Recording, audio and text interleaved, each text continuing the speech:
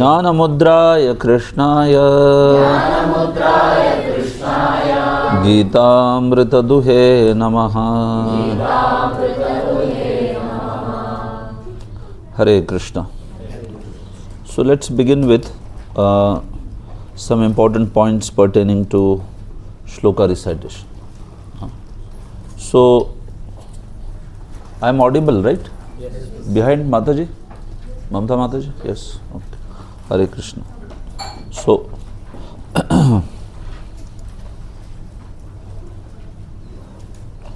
yes, so we have in this Bhakti Shastri course the verses to be memorized and recited. So it's an oral exam where you have to recite orally the verses. Okay, so Board of Exam, which is the central authority in ISKCON for the standards of all the courses like Bhakti Shastri, Bhakti Vaibhav, Bhakti Vedanta, all that is actually decided by Board of Exams. It's a central authority. So they are the ones who give certificates also to everyone. Every institution, like when you all will clear all the exams, then we apply for your certificates to Board of Exam, and Board of Exam sends to us. Then we send to you. It's like that. That's the procedure. So as per them, the shloka test has to be oral. Sometimes devotees want to write the verse. They say, can we write verse instead of speak it? But the shloka recitation, it is not shloka writing. It is shloka recitation. So you have to recite. You have to shlokon ka paath karna padega aapko. So in that, one important consideration is that, which is the easiest, which you have heard also many times, is that if you want to memorize the verses, at least till the time Bhakti Shastri course is going on, what you do is, you put a daily regime of reciting the verses. Like you take out time daily morning is best, where you recite 1 unit's verses, especially 1 unit's verses, like right now unit 1 to 6 is going on, right? So every day we can take out time to recite this 12 or 14. How many? 12 are there? 12 are there, 12 verses. Every day we recite them. In fact, you can recite twice, one after another, one full cycle, then again once. So, because somehow before class we wanted to do it, but we are already running short of time. So, you yourself can do it. You can memorize hundreds of verses. It all depends on whether you put it into daily practice. Then you can memorize not 12, not 40, not 50. You can memorize even 700 verses. It just has to be put into daily practice somehow. So what we can do is, like you can say 1 unit, after 1 unit gets over, till next unit you have a lot of time usually, right? There is a gap of 4 months. So now once this unit's exam is over, till the time next unit starts, you put in daily schedule, all unit 2's verses you will recite. So by the time unit 2 begins, all verses will be memorized.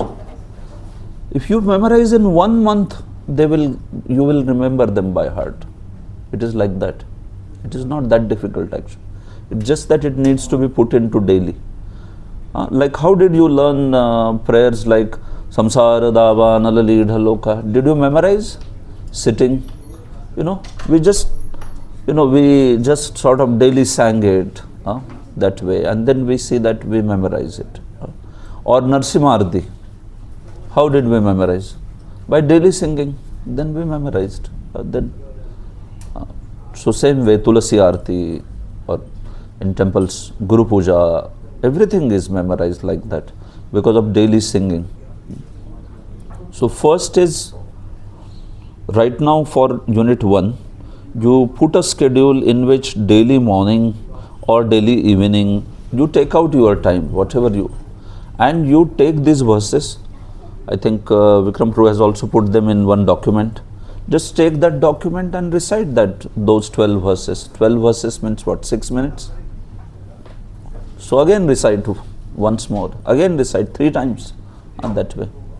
So like that, like even when we wanted to recite, memorize Bhagavatam verses, so daily half an hour we would have in ashram also, I am telling, in Brahmacharya ashram.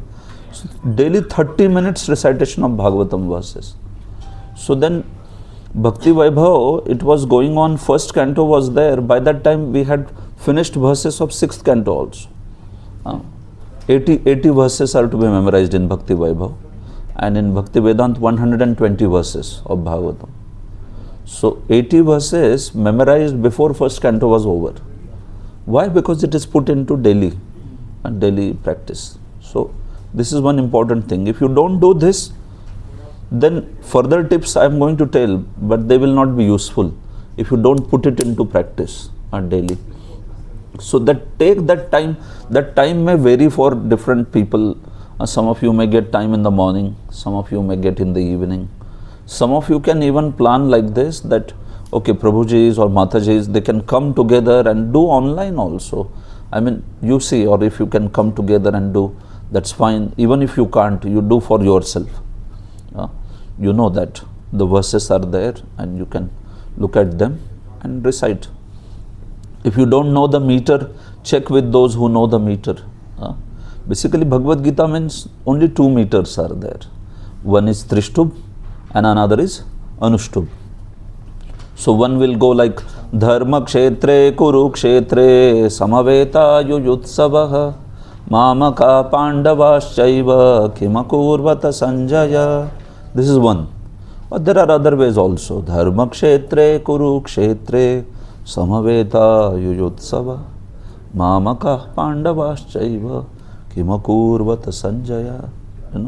Like that. So Anushtub, this is Anushtub meter. It can be sung like that. And the other one is Trishtub.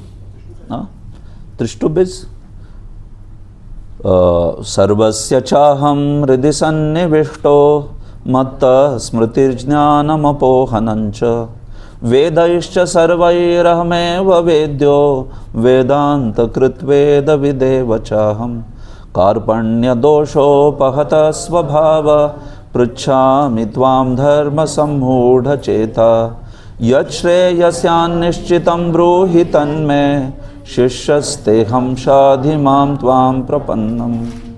So this is Trishtub. Trishtub means it has 11 aksharas in every quarter. Anushtub has 8. Like you must have heard in typical Vedic mantras, they will say Asya mantrasya Anushtub Chandaha Vishwamitra Rishihi Suryo Devata. So this is how it begins usually. Viniyog it's called. And you describe what is that mantra about. So Bhagavad Gita verses are Trishtub and Anushtub. That's it. Everything can be spoken in these two. There is no other meter. Some rarely Jagati. Jagati means one little bit extra than Anushtub, but it still can be sung in Anushtub.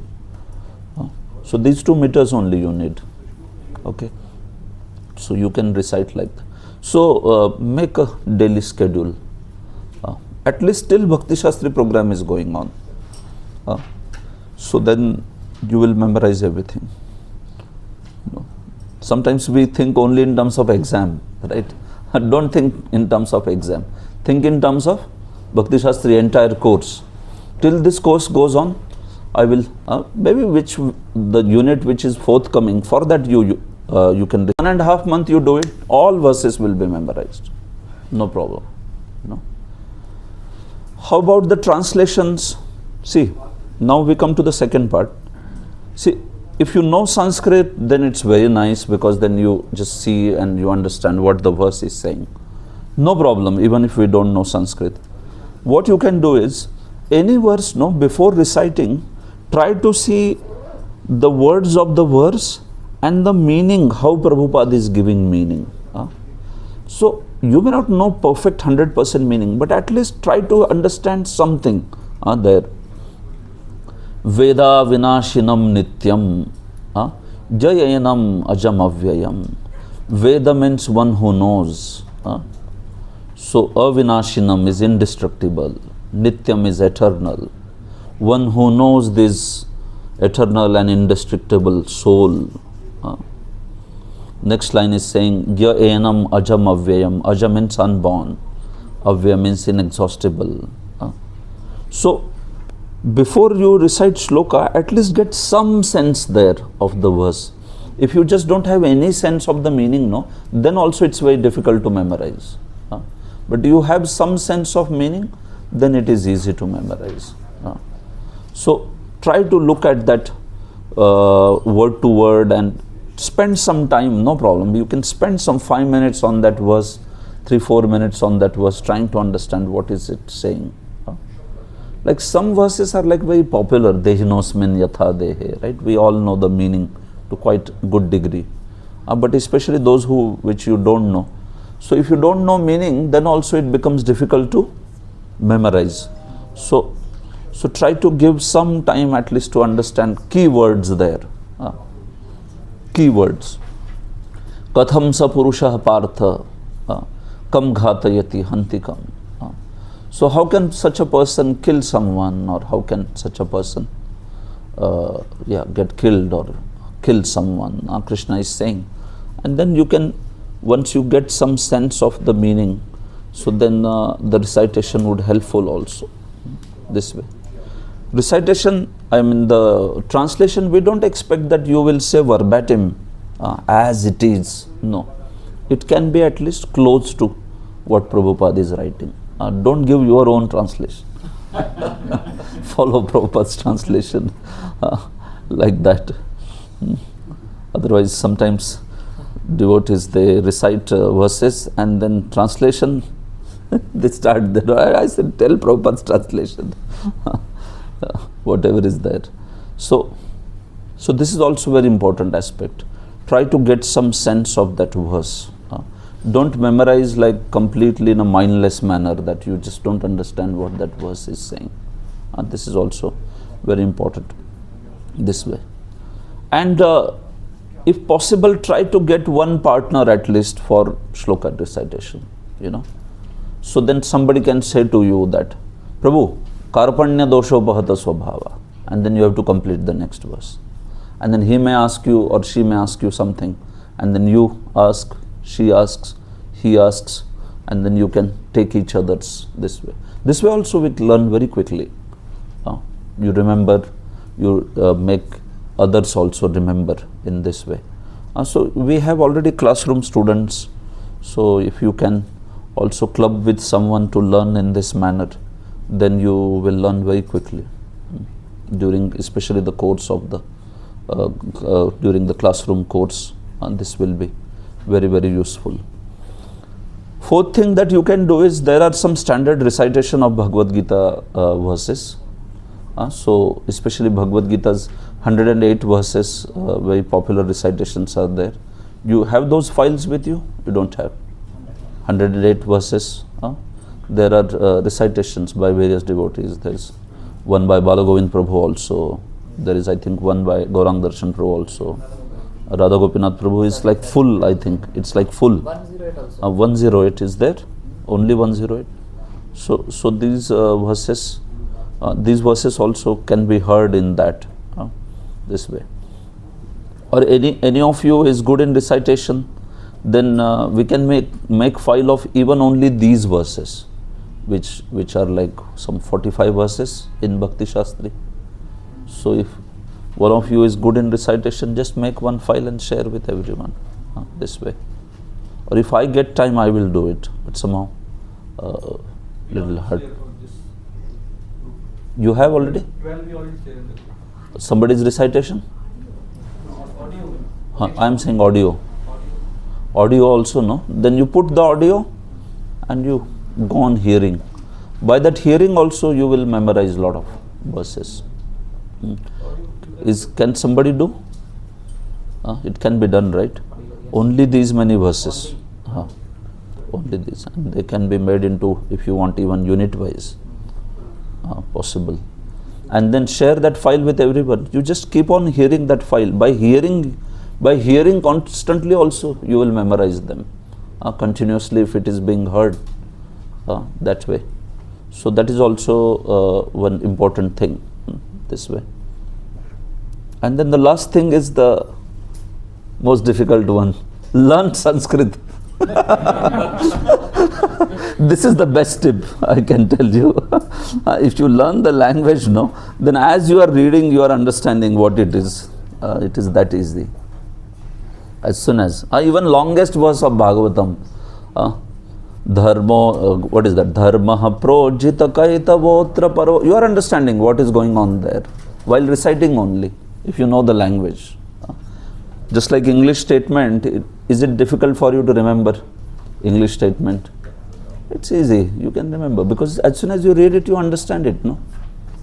With Sanskrit, because you read it but you don't understand it, so recitation, the memorization becomes difficult that way. So anyway, that is some extra effort. We'll try to arrange for that also. But yeah, eventually that's the best solution, I would say, like that. But no problem. I mean, what we can do is at least these things. So Mataji, those are some practical things can be done. Yes? Especially I would say, try to get the sense of meaning of the verse. That very much helps in recitation and memorization. If it is just Greek and Latin for you, then you don't remember it that easily. But if you take some time to understand the meaning and then recite the verse, then it sticks in the mind then, this way, like that. So, daily recitation, that's the best way. Previously, it is mentioned that the Gurukulas and the hermitages of the sages, they would be known by what? They would be known by the shloka recitation sound that would come from them. In the early morning, you could hear the recitation of verses. 3 hours in the morning, they are reciting. 3 hours Gurukulas, there would be recitation. Or even the hermitages, the sages, Vanaprastha sages, and they would recite every day 3 hours. You can imagine if 3 hours somebody recites something. Still today also in Ahobilam we went, they also 3 hours recitation, yeah. So 1 prahara, they say that it should be given for recitation. Prahar is 3 hours. 3 hours. So you can see 8 praharas in a day. So they say 1 prahara should be given for recitation. So if it is 3 hours, we can give 30 minutes at least. We can't give 3 hours obviously, but we can give 30 minutes. Till the time the Bhakti Shastri course is there, for the all glorious purpose of passing the exam. At least we can do that for the selfless cause of. Later if you want to stop, it's okay, but at least for now you do. So even all of us also in Mahavidyalaya also, I stay there. Daily half an hour we have Bhagavatam recitation, shlokas. Everybody will come together and recite Bhagavatam verses, half an hour.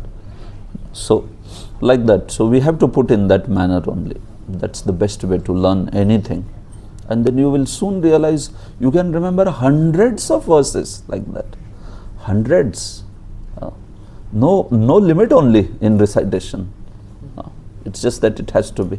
Prayers also, how you can learn prayers? Like this only.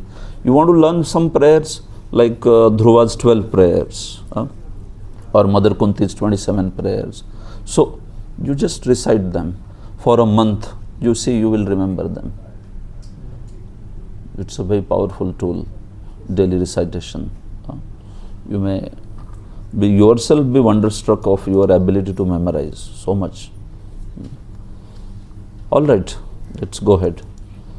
So we are studying second chapter, contents of Gita summarized.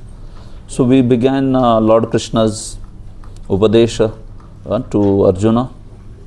So Lord Krishna first chastised Arjuna for speaking words like learned man, but actually not knowing even the fundamental principle. What's the fundamental principle? That all of us, we always have existed, we will continue to exist in the future also.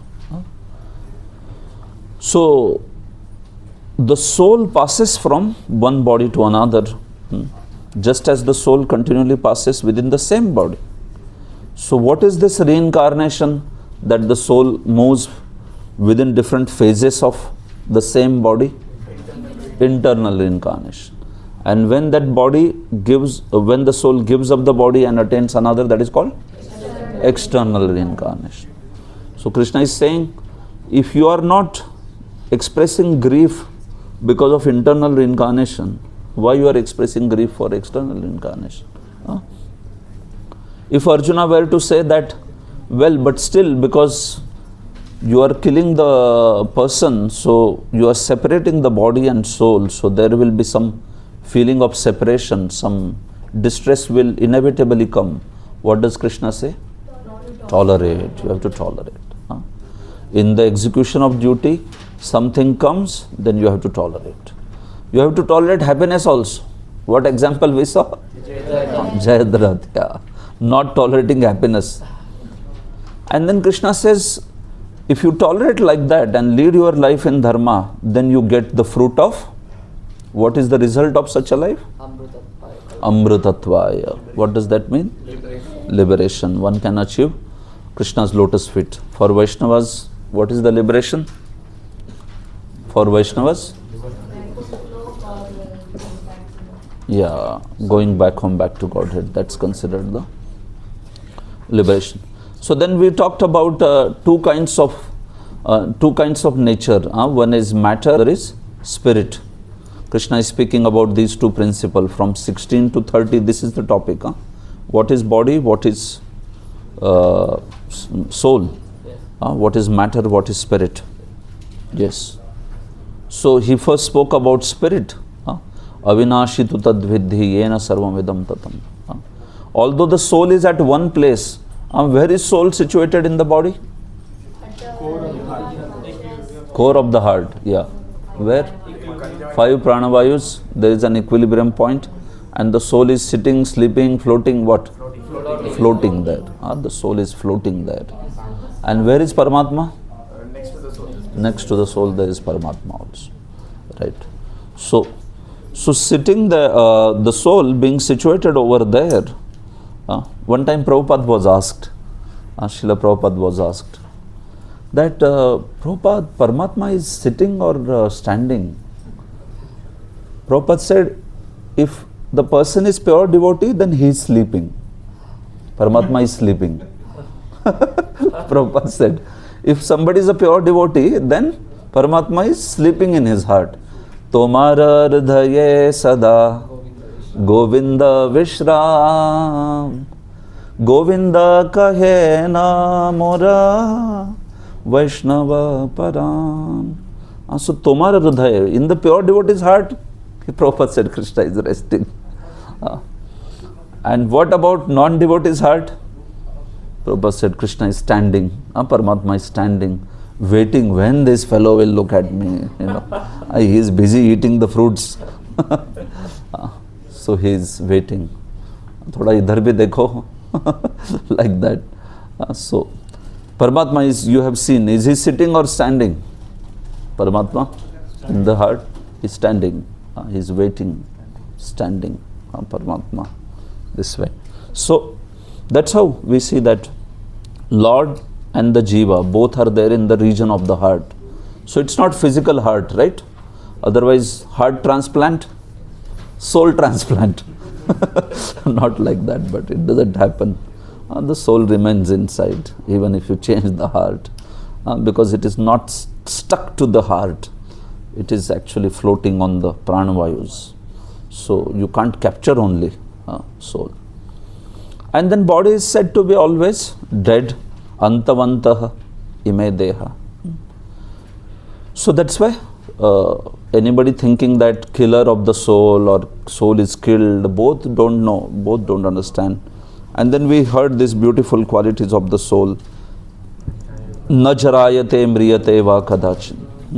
So the soul does not undergo How many transformations?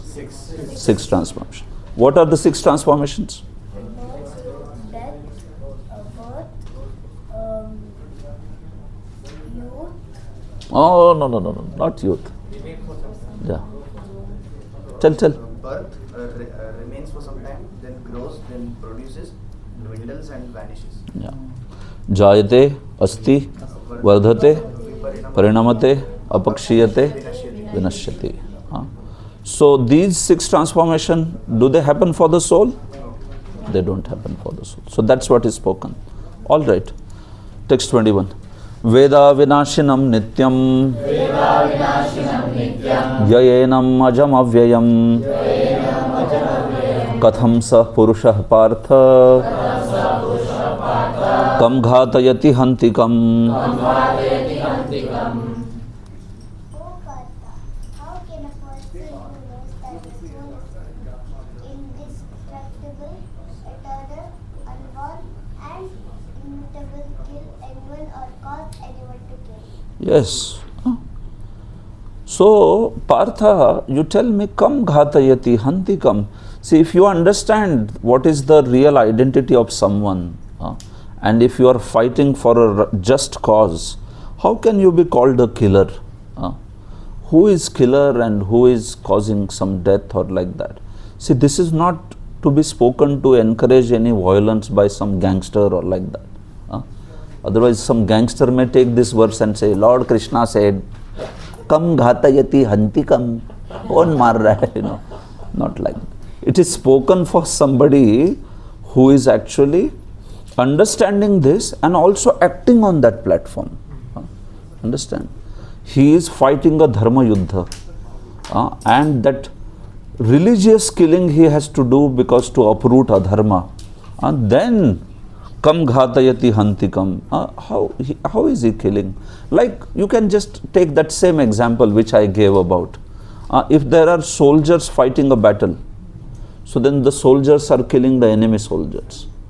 So, if they are killing the enemy soldiers, why are they being rewarded? They are killing, no, they should be punished. But they are being rewarded instead. Why they are being rewarded? Yeah, because they are fighting for dharma, they are fighting for the country. Of course, so that's why actually fighting for the country previously meant fighting for dharma. Now if the countries want to usurp the oil resources, and that's why they want to attack and take this country's full oil resources, तो वो धर्म युद्ध नहीं है वो, that is तेल युद्ध, right? So then in such cases we see that so all these things won't apply there. This is being talked about the aspect of dharma yuddha. Of course, still we may be grateful to our soldiers because they are protecting us, so we are able to practice bhakti inside peacefully. So we may be still grateful. We are not, what you can say, we are not disrespecting their contribution. It's a great contribution that they are doing. But the point is, yes, the religious, the leaders, they should have that sense of dharma. Otherwise, even Hitler was there, right? And he just had his entire army march on this Europe, and just it's called, in English they call megalomaniac, somebody who is just mad for power and mad for this huge control and all that. So then we see he caused so much destruction, so much. The Jews themselves, he alone killed 9 million Jews. He burned them in those concentration camps. Terrible. And this is only those. Forget about the casualties in the war. That is another. So one man causing so much of destruction for sake of some dharma? No. Completely his own idea and ambition of becoming the conqueror of the world, thinking that we are the greatest species that has ever existed in the world. So that sort of idea is not being supported here, you understand? It is being spoken about a man who, like a doctor, Prabhupada gives very nice example. Remember Prabhupada's examples, they are very beautiful examples. Like Prabhupada says, like an expert surgeon, how does he use his knife and scalpel and all these things? By that, using those instruments, he's cutting open somebody's belly. But that fellow and the relatives of that fellow, they are thanking him, thank you for cutting open his belly. Why? Because he's actually curing him by doing that surgery. So similarly, it is mentioned here that Prabhupada says that the violence has its utility, but you see such a beautiful statement Prabhupada has written, you can see. Violence also has its utility, and how to apply violence rests with the person in knowledge. So somebody has the proper knowledge, then he will also do this killing if only it is needed for dharma, not just killing which is completely irreligious or completely which is just for one's own ambition. No. So that's why, although the justice of the peace awards, next line, although the justice of the peace awards capital punishment to a person condemned for murder, the justice of the peace cannot be blamed, because he who orders violence to another person according to codes of justice. In Manu Samhita, the law book for mankind, it is supported that a murderer should be condemned to death, so that in his next life he will not have to suffer for the great sin he has committed. If somebody has committed murder not for the self-defense or anything, but just for sake of taking somebody's life, then Manu Samhita says we should give capital punishment to such a person, because otherwise such a person will have to suffer after his death terribly in the hellish planets. So by giving the capital punishment, what is done is that punishment saves him from the suffering in the hell that way. So it has to be judged properly, of course. In today's day and time, there is a lot of protest against capital punishment, especially. A surgical operation is not meant to kill the patient, but to cure him. Therefore, the fighting to be executed by Arjuna at the instruction of Krishna is with full knowledge. So there is no possibility of sinful reaction. Clear? So two examples Prabhupada has given about what is an enlightened killing, or what is the violence that is approved. What are the two examples? One is surgeon, second soldier on the battlefield in a dharma yuddha. So these two examples, always remember these two examples whenever we talk about aspect of ahimsa and himsa. Text 22. Vasamsi jirnani yatha vihaya navani grannati naro parani tatha sharirani vihaya jirnani anyani samyati navani dehi. All right, this is a famous verse. Padi? A person puts on new garments, living up old ones. The soul similarly accepts new material bodies, giving up the old and useless ones. Useless. So this is a famous example, right? Vasamsi means clothes. So just as somebody who gives up the old clothes and wears the new clothes, and that makes him happy, right? New clothes means excitement is there, new clothes. So similarly, Krishna is saying, see, this Bhishma and Drona, they are going to wear new clothes now. So why are you worried? Why are you distressed? Their old and worn out bodies, after this war, they will be replaced with new bodies. So actually you should be, they are souls, and those souls will accept new body. So we should be happy about it rather than sad about it, he is saying, and can have another body which will be not in that manner like that. Of course, because of this, Western world came up with this idea of euthanasia, Euthanasia, right? What they say, euthanasia? Euthanasia. Euthanasia. So mercy killing. So that is a bogus idea completely. That is not, meaning they say that somebody is suffering and if the person also wants to die, then we kill that person. No. What happens is, you have a certain karma that you have to spend in a body. So if you cut short that karma, then what happens is, you have to suffer that karma again in some other way. So it's like everybody's karma is destined to stay also in a certain body. So you have cut short, no? So now that much karma is remaining, right? So then that soul has to accept some circumstance where that karma is actually, again, it comes into his life. So that's why we never ever do anything like, I mean, that ideology became a great debate in India also, euthanasia, that whether this can be allowed. So Shastras never ever allow like that, this sort of thing. Shastras don't allow suicide, and they don't allow also this ideas like euthanasia. If one commits suicide, then Shastra says such a person becomes ghost. So suicide is never allowed, because human form of life is so precious, and if one destroys that, so then material nature takes a heavy toll on that person by making him suffer, by making him into some ghostly body or like that. So that's why there is a human form of life is so precious, one should never ever accept such ideas like suicide, and all those who do, then they suffer terribly then later. And because of them others also suffer. Ghosts means they will trouble others also, right? So not good at all. Yeah.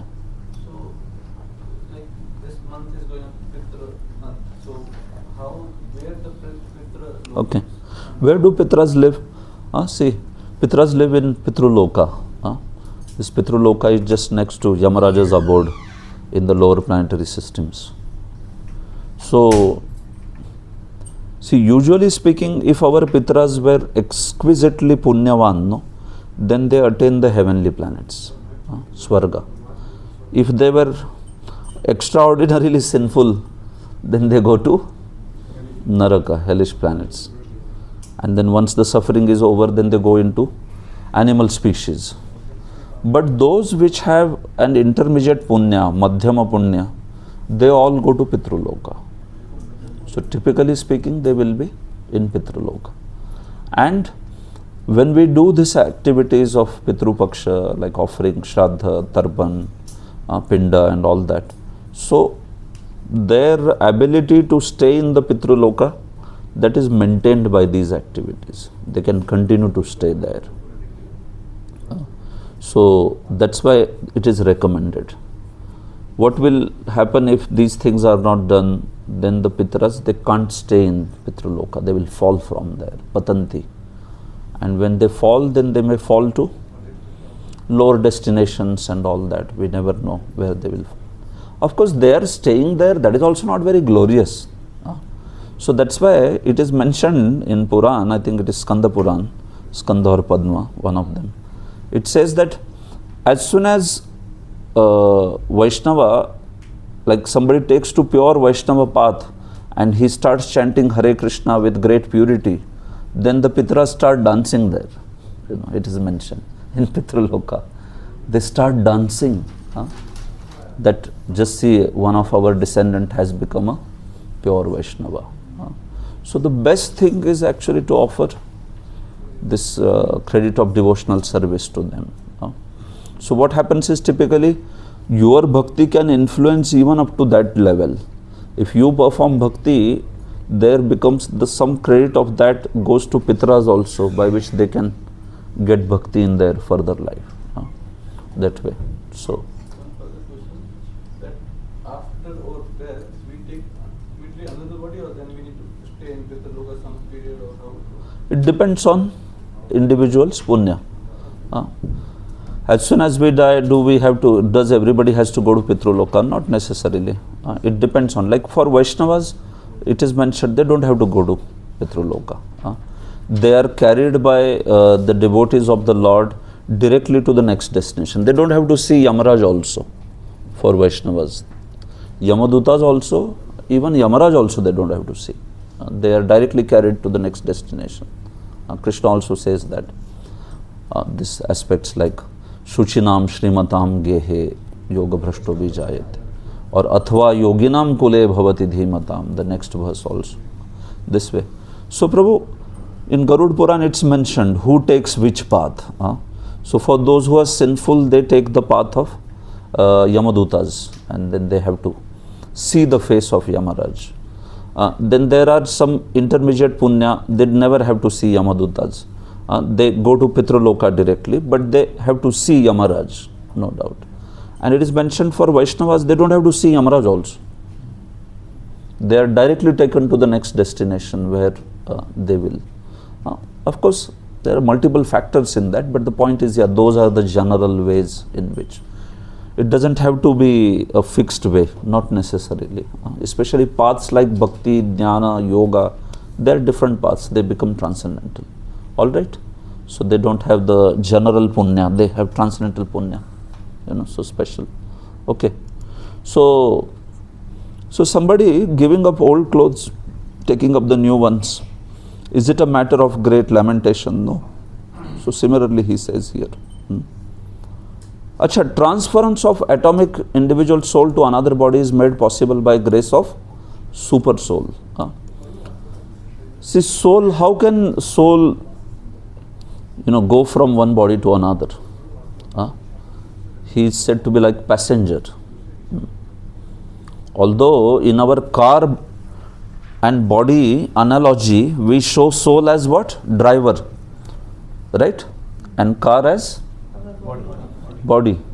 But actually soul is not driver. Who is driver, Paramatma is driver. Soul is passenger. In that analogy, we show like soul is driver. But soul is not the driver. Soul is passenger and Paramatma is the driver. Soul can only desire. Soul does not have any possibility that, okay, from this body to this body I have to go. So, soul can only desire. Soul cannot arrange that transfer. It's all being arranged by whom? Paramatma actually. Paramatma arranged that. So soul, it accepts the body, and then he, based on the desires, we see that material nature dictates. This will come in 3rd chapter, we'll talk about how this whole dynamism works. Soul desires, material nature. Soul desires, Paramatma sanctions, material nature provides. And then the modes act actually. Prakrute kriyamanani gunai karmani sarvasha ahankar vimudatma kartam viti. That soul is not acting there. Modes are acting. But we see that because of identification, soul thinks like that. So anyway, this will come, this topic ahead. So in the Mundaka Upanishad, it is mentioned the soul and super soul are like two friendly birds sitting on the same tree. You know this famous example, right? Two birds sitting on the same tree. What are two birds doing? You have to raise and other? Correct. So who is watching? Who is? Super soul or eating soul? Exactly. So two birds are there. One of them is eating the fruits, and sometimes he gets sour fruits. Sometimes he gets sweet fruits. Oh, very nice. Then again he gets some bitter fruits. Like that. And Paramatma is watching. When will this fellow look at me? Like that. So that's why he is known as, witness, sanctioner, and overseer. He just oversees. He doesn't say anything. Arey bas ho gaya, kitna khaoge? He never says like that. He just watches.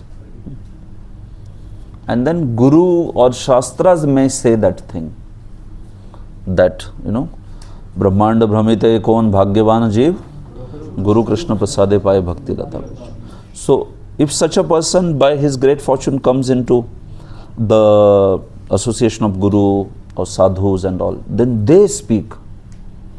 And after that, when the person desires that, oh, actually I want Krishna consciousness, then Paramatma becomes interested to arrange something. Otherwise, Paramatma is a sanctioner. He just observes. He never ever interferes. Interference is done by whom? Who interferes? Bolo na? Guru, Sadhu, Shastra, they do the interference. Paramatma doesn't do interference. He just witnesses. That way. Paramatma's role is said to be witness actually, Sakshi, that way. So, yeah. Why they have mentioned in the purport atomic soul, why not only soul? Because when we talk about soul, so they are trying to compare it with super soul. So if you say super soul as Paramatma, then what will you say the individual soul? Super soul, atomic soul. It is a contrast. It is contrast. It is basically Vibhu and Anu. In Sanskrit, the words would be Vibhu and Anu. Vibhu means full, complete, greatest, and Anu means smallest. So that's why atomic. So atomic means in that sense. Otherwise, soul is subtler even than atom. Atom itself is, we see that it's split into electrons, protons, neutrons, pions, mesons, quarks, or whatever, like so many things, So that's why, it is said atomic, but soul is much, much subtler. This way. So like that. So that's why, although the two birds are in the same tree, the eating bird is fully engrossed with anxiety and moroseness. But if in some way or other he turns his face to his friend who is the Lord and knows his glories, at once the suffering anxieties. So Prabhupada is speaking about these two. So this is fundamental. Parjanyastra, Vayavyastra. So with that angle he says this. Nainam chindanti shastrani, nainam dahati pavakaha, na chainam kledayantyapo, na shoshayati marutaha. The soul can never be cut into pieces by any weapons, nor burned by fire, nor washed by the water, nor withered by wind. Yeah. So Arjuna may have great weapons, like fire weapon, Brahmastra. So what, Brahmastra can do anything to the soul? Nothing. Parjanyastra or Varunastra also. Can it do anything to the soul? Vayavyastra, can it do anything? Nothing. So this is the point. The soul can never ever be cut. So that's why Prabhupada brings that Mayavadi, his favorite sandbag. Like boxer, sandbag ko marta rehta hai. So Prabhupada is also like that. He is writing purport and कहीं उनको chance मिला तो किधर है वो sandbag? Like that. So he does that. For him, Mayavadi is a sandbag actually. He keeps on beating Mayavadi. Wherever the topic is connected to Mayavad, he is like, hey, where is that Mayavadi? Usko dete rehte ho. So here also, what was Mayavadi saying? There is only one soul, Brahman, but now that soul has somehow become into individual various souls. तो ये कैसे होता है भाई? Because can you cut the soul? No. So if there was one soul before called as Brahman, how it has become many? इतना fine cutting कौन से chef ने किया? Cut. All individual souls. Nainam chindanti shastrani. So what for Vaishnavas is this problem there? No. What do we say? We are individual eternally, co-eternal with Krishna. तो कोई कटाई नहीं है, इधर शेफ आया ही नहीं कभी. Huh? Always there is Lord and the jivas are there. They are together. Like sun is there, sun particles are there. Can we ever say sun was there but there was no sun particle? What is that sun then? Sun without sun particles? Huh? So, that's how. For us that problem is not there, Vaishnavas, but Mayavad is not able to explain. How that one Brahman became into too many. Nor was it ever possible to cut the individual souls from the original Supreme Soul. You are understanding? Individual souls means in this world. Original Supreme Soul means, what do they say? What do they call that Supreme Soul? Original Supreme Soul? Brahman. Brahman they call it. This way. So that's the point. So we never say such a thing. We are always individually existing, meaning in connection to Krishna, completely dependent on Krishna. But the point is, we individually exist. It's not like there was only one soul before, or one Brahman, and then from Brahman came small souls. No, we are always existing. So whatever Krishna said in the last verse, same thing he will speak negatively. Like one can say such a thing that, keep quiet. And I can say, don't speak anything. What am I saying? Basically the same thing. So Krishna is doing this now. In this next verse, exactly opposite, he says from the negative. Achedyoyam adahyoyam akledyo shoshya evacha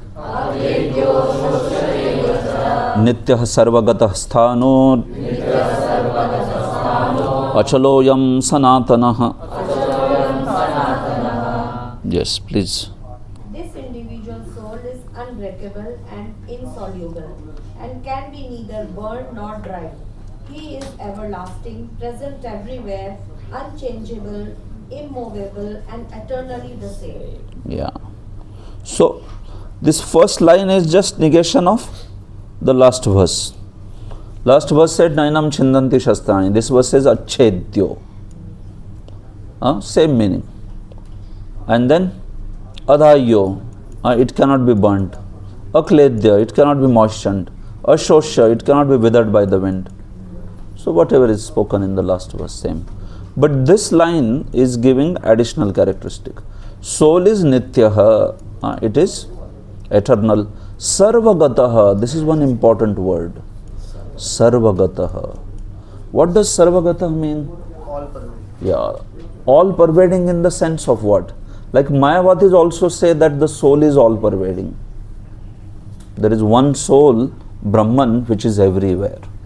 So when we say Sarvagata, what do we mean? In the body. In the body. In the body? Like all pervades through the body. No. Ever existing. They? It is ever existing. That is Nityaha. Sarvagata? Floating in the body. Yeah, that's fine. That's not what is being said. Sarvagataha, see, Sarvagataha, it means that the soul can exist everywhere. It can travel everywhere. Like tell me, can the soul exist in water? Yes. Can the soul exist on land? Yes. In heavenly planets? In Brahmaloka? In Viraja? In Vaitarani? Sun planet? Fire? Everywhere it can be. Because fire cannot burn. You know, there are some bacteria called fire bacteria, you must be knowing. Fire bacteria can live in fire. They flourish in fire. You know. So, previously people used to think that fire means it will kill all life. But there are some which can even live in the life. So, sun planet. Are there living entities on sun planet or not? Yes. They are there. As per science they are not there, but as per scriptures they are there. Sun planet is a very beautiful planet where along with the Surya Dev Vivaswan, he has a huge galaxy and the sages are always doing katha for them on the sun planet. It's mentioned. So you can see that everywhere the soul can stay. Soul can reside anywhere, everywhere. In the sense, the soul can take up a body which can be in this entire creation anywhere. So that's why they are known as Sarvagata. Sarvam gacchati, sa Sarvagata. सब जगह जो जाता है उसको सर्वगता बोलते हैं. So that is not the same as the soul is all pervading. Because if you say soul is all pervading, then what is the difference between soul and super soul? Super soul is also all pervading. So we don't say soul is all pervading. Super soul is all pervading. The spirit soul, we say, can travel everywhere. Can travel everywhere. But if the soul is there on planet Earth, suppose like we are souls, right? So if we are here on planet Earth, are we there on sun planet then? No. But if Paramatma is here, is Paramatma there on sun planet? Yes. He is everywhere. That's all pervading. You understand? That's all pervading. He is everywhere. But for us, Sarvagata means when you are here, you are not there. But you can go there. अगर आपको इतना अच्छा लगता है सन planet पे जाना तो करो यज्ञ and go on sun planet. That's called Sarvagata. Sthanu means that the soul is unchangeable. The soul has a certain form, and that form cannot be changed. It has a form. It has its own qualities, and they cannot be changed. That's why it is known as Sthanu. And Achala means the soul is immovable. Meaning what? You cannot capture the soul, no? Like we were talking about that heart transplant. Where is the soul? It's there in the region of the heart. Okay, I will now transplant the heart only. Pakad liya. And then I put in this. So दो soul हो गए फिर इसके body में. Because one that came from here and one which was already there. Is it like that? Immovable. You cannot capture only soul. उसको पकड़ नहीं सकते ऐसे सीजर में. चलो come here. No. Achala, immovable. Yes, bro. उसका प्रश्न है कि आपने बताया कि जीवात्मा जो है वो सर्वगत है और अभी आप कह रहे हैं कि अचल भी है. Yes. तो अगर वो भ्रमण नहीं कर सकते, मतलब मूव नहीं कर सकते, तो कैसे सर्वगत है? Yes. तो अचल है इस सेंस से कि by Paramatma's arrangement that particular soul can be taken. So by any material means you cannot capture and move it. That's the meaning of Achala.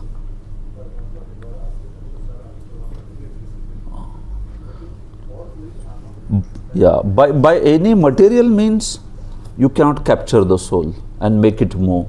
No. There is this transcendental procedure by which obviously Paramatma can take him. But how can you see, if you cannot capture only soul, so can you move it then? You cannot move it that way. So that's how it is spoken from a material aspect only, bro. Materially you cannot move it. Materially it is not possible to capture it in that sense. Baladev Vidya Bhushan in fact gives a different meaning to that, but yeah, Prabhupada speaks in this manner, immovable, so we will stick to that. It's clear, no? Clear. So Sarvagata is significant because there is no doubt that living entities are all over the God's creation. They are in the land, water, air, within the earth, even within fire. Like even in our body, you know, how many say two? How many say one only? How many say more than one, two? Every cell has a soul. So there are unlimited souls. Sahi hai? Sahi jawab. There are unlimited souls in our body. Every cell, living cell has a soul. But there is something called as main soul and a parasite soul. There is main soul, which is the Atma we talk about. Prabhupada explains this in Life Comes From Life book. That main soul, and they get nourishment. So as soon as the main soul, which is the Atma that we talk about, which is our real identity, as soon as that departs, what happens with these parasite souls? They also depart. You see, all the cells become dead. When the body's main soul leaves, the other soul cells also become dead completely. So what happens is, you may say that, okay, this particular soul has left, but why those souls are leaving? Because they are known as parasite souls. Prabhupada says that by their karma, they get to stay as long as this main soul is there. That's all. As soon as this soul departs, then they have such a karma that they have to depart. Immediately they have to depart also. This way. And they may have then their own next body depending on what is their karma. So, in our body, Kshetra Kshetragya we talk about. So, in one way, this entire body is Kshetra of field of one particular soul. That is called the main soul. But within body, there is also Kshetra of other souls actually. You can see which are like cells, which are like, they are not said to be the main Kshetragya. That's why Krishna is not talking about them. They are considered to be like parasite. Prabhupada says that they are secondary. They live only because the main soul is there, and as long as the main soul is there. As soon as the main soul departs, finished. Then we see those, all the cells and everything becomes dead completely. That way. So, our body, this whole control on body is of one particular soul. That's what is our identity. That's what we are. When I say I, we. Sometimes we say my soul. That doesn't mean anything, right? My soul means who are you then? What should we say? My consciousness you can say, but if you want to describe about soul, then you should say my soul or I soul. You are trying to understand? Who are we? What is our identity? We are spirit soul. Spirit soul, right? So when I say my soul, to phir, who are you then? Is that a correct usage? I am the soul, and you can say my body, my mind, but you can't say my soul. Just say English, maybe, this usage is there. My soul, somehow my soul felt so much miserable. And, my soul? Then who are you exactly? So actually I soul, meaning we are souls. And then that soul possesses body, mind, consciousness is also fine because soul has the consciousness. So you can say my consciousness also is fine. But my soul is a misnomer. It's a contradiction because we are only souls actually. So Prabhu, this you said parasite soul. So when our cell dies, because millions of cells are dying also. So then those dead souls, where do they go? Do they stay back in the new cell or what they do? Those so all dead cells you are saying, right? Soul will never die. Yeah, that is what. So when they leave the body, they take the another destination, next body now. So Prabhuji, they always act as parasite souls, or they also get the role to play as the main soul? Yeah, so that's what. If at all they get to play the main role, that is actually only within that field of cell. Cell is his field. Like what is our field? This entire body. We can control the entire body. That parasite soul, how much it can control? One cell. Only cell, that nothing it can control. And that control is only that much as long as this soul is there in the body. As soon as this soul leaves, that parasite cell cannot say, hey, let him go, I want to stay in this body, I will stay. That the parasite cell cannot say. So when new cell comes, to new parasite soul. New parasite souls come. And they always remain parasite soul only. Yeah, in a body, yes, if they remain the parasite soul only. So like if they Because change from one body to another, can they take the role of a... why not? Why not? They can. It's all karma, thing. As karma, they will have to play role of parasite soul sometime, and then they will come back to the main soul role He also. must have been also We also must have been parasite souls. Possible. Because in 84 lakh species of life, the cell is also one species. Cell hai ke nahi hai? It is also there. Organisms, microbes and all, everything is there. You know. When the soul goes to another body, so the soul becomes the new self? The soul will become? New self? Yeah, it depends, Prabhu. It depends upon karma. It can become. Like suppose it leaves the cell, cellular body it is called. The soul is there in the cell. So what is its body? Cellular body. So it leaves the cellular body. Prabhupada says, now depending on its karma, it can take an elephant's body or mammoth's body or dinosaur if they exist at all, the dinosaur's body also. It can take any body. Here it was having the aspect of parasite, but so anyway, don't get confused. The point is that anywhere you see the living symptom, it is due to soul. And that's why the cell aspect also Prabhupada says in life comes from life. Its cells also have souls. When you told this statement, I thought like for food to digest in our stomach, there are bacteria. That's Yeah. what we call probiotic, for example. Absolutely. We take, so these are totally independent. Yes. But you mentioned about the parasitic, so Correct. part of the body itself. So collaterally, the Paramatma also exists as a parasitic super soul.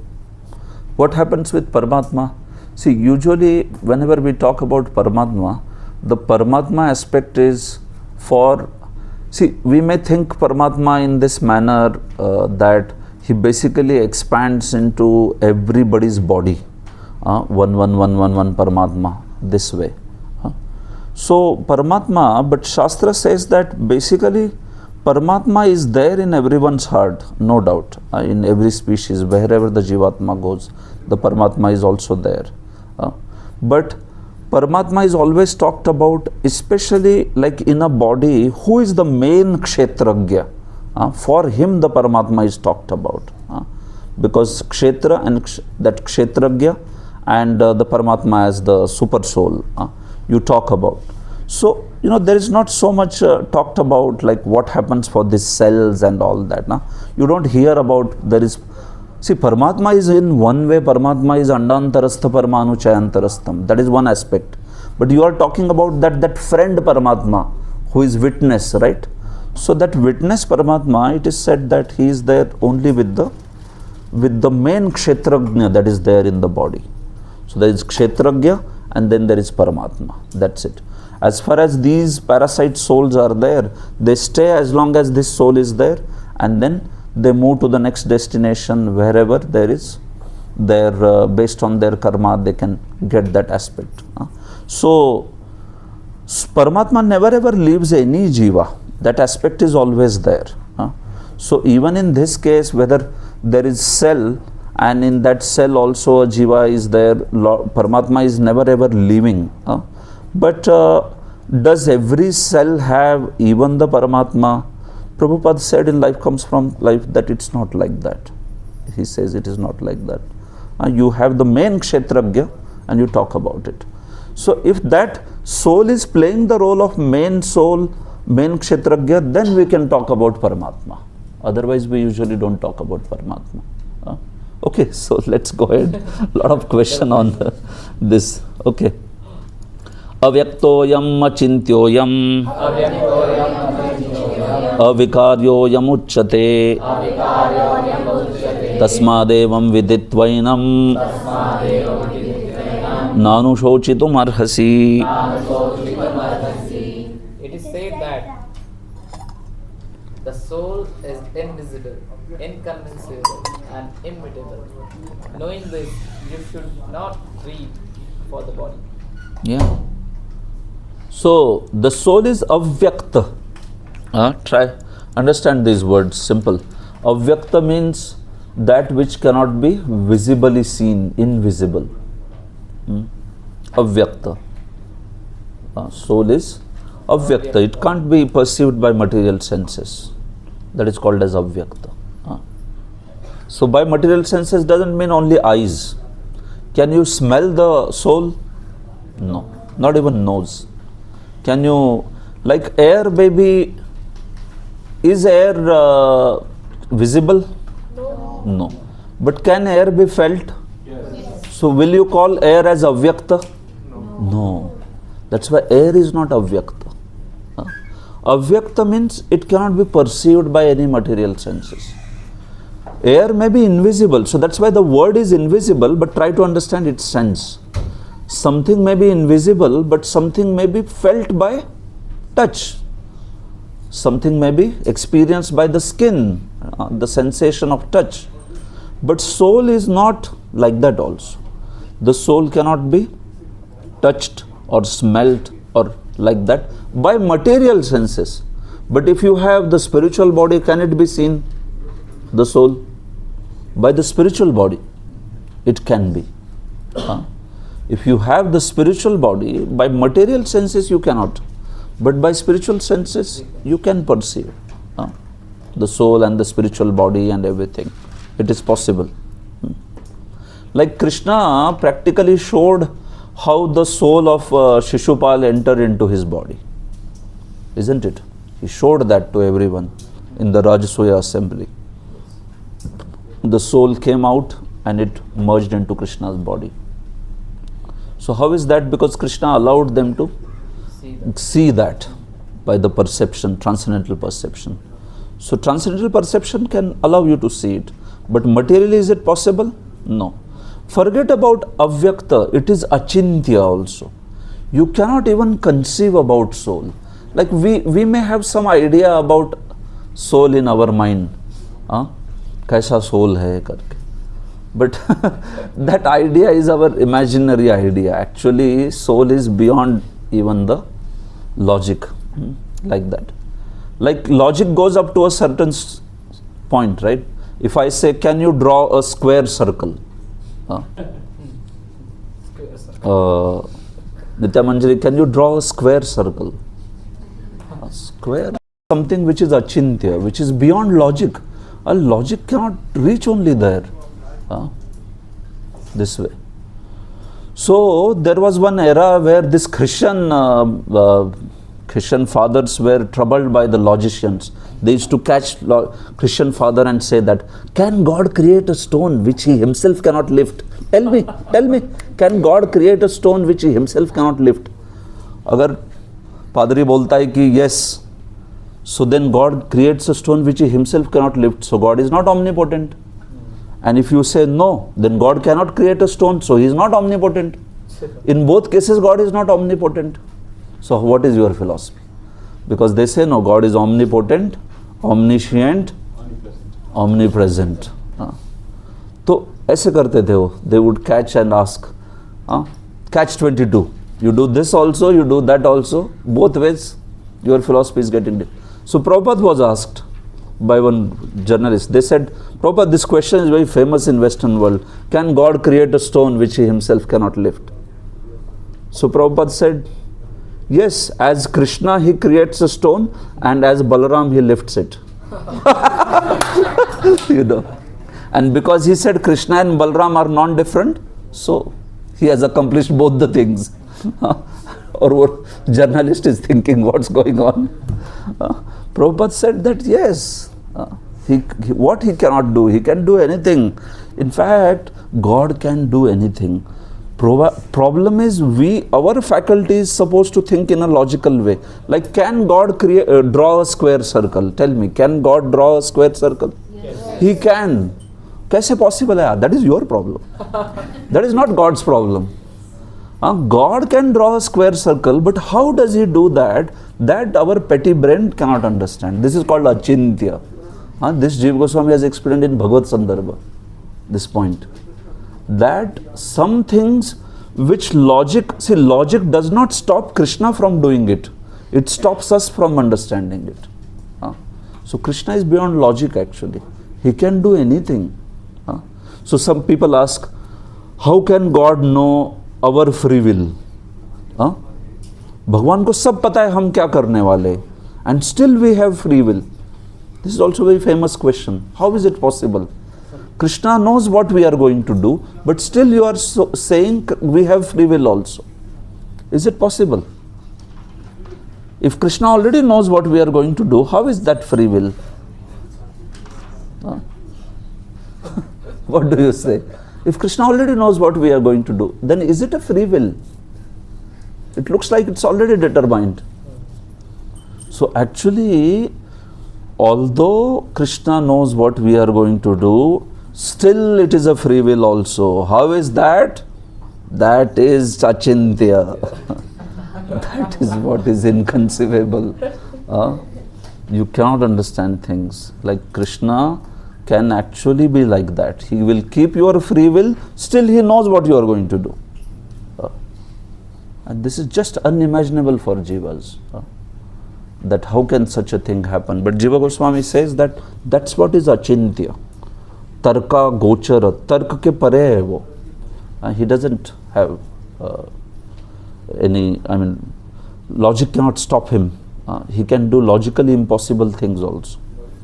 Like, can God draw a square circle is logically impossible thing, and he can do it. But we can't understand how he does it. Can you please repeat what you just said? Logic cannot prevent God. Yeah, logic prevents us from understanding something, but logic cannot prevent God from doing that thing. So, can Krishna do something? This question will always be having only one answer. What is that? Yes or no?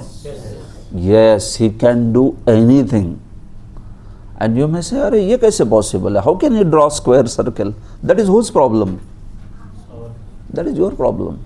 That is not his problem. He can do it, but we may not be able to understand. Because our brain is designed in a certain way. We can only think in logical manner. We can't think about things which are trans-logic, beyond logic. वो समझेगा ही नहीं हमें कि कैसा हो रहा है. But he can accomplish. He can do anything. That is achintya. One of the defects also. That's one of the defects also. Yes. Because we can only think in terms of logic. We can't think something which is beyond logic. So he is invisible, he is achintya, inconceivable, and finally he is avikarya. So this you know, that he does not undergo vikaras. How many vikaras? Transformation? 6 of them, Shad vikaras, this way. So that's why Prabhupada says simple, as far as soul's existence is concerned, no one can establish his existence experimentally beyond the proof of Shruti. We have to accept this truth. If you try to do experiment like Prabhupada's famous example, if you want to know who your father is, what's the best way? Ask your mother. She will tell this is your father. No. I don't believe in any authority. I perform experiment myself. I will do genetic fingerprinting of all the men in this world. So if he starts doing genetic fingerprinting of that age, mother's age and some men of this world, by the time his research finding comes, 10 generations, 10th generation from him, they may get the result. And result was that still finding. That's the result. Can you ever reach conclusion by doing this genetic fingerprinting and trying to do DNA testing and all that? Impossible. That's a waste of time completely. So that's why you follow the authority of mother, Prabhupada would say. Mother tells, beta, this is your father. So he accepts it. So actually people talk a lot about not keeping faith, like we don't keep blind faith, we are scientific people and all that. You just ask him, if he goes to barber shop, does he check the license of barber every time? Tumhara license dikhao. Or he sits in the bus. How many people go to the bus driver and say, show me your license, whether you are actually a driver, ki fraud hai. They have a faith that this person may not be a fraud. They have a faith that barber, aise baithe ho, aap kaatega nahi. He can do that, right? Possible, no? Cut. But how is he still giving his neck? Because he has faith, nahi karega aisa kuch. So they put faith in so many things. Only when it comes to spiritual life, they say, we don't give blind faith and all that. You have to give some faith and practice process and see the result. and then you will say, yes, this process works. So nobody in this world, nobody, tell me, you learn mathematics, how many of you have done yourself found out the proof of 2 plus 2 equal to 4? किसी ने किया है? There is a mathematical proof of 2 plus 2 equal to 4. It will take hundreds of, not hundreds, but few pages to show. कितने लोगों ने वो proof देखा है? 2 plus 2 equal to 4? हाँ ठीक है, 2 plus टीचर ने भी नहीं देखा है. Forget it. You believe that it is true. As somebody did the work, it must be true, all right. तो faith ही है ना, ये तो this is faith only.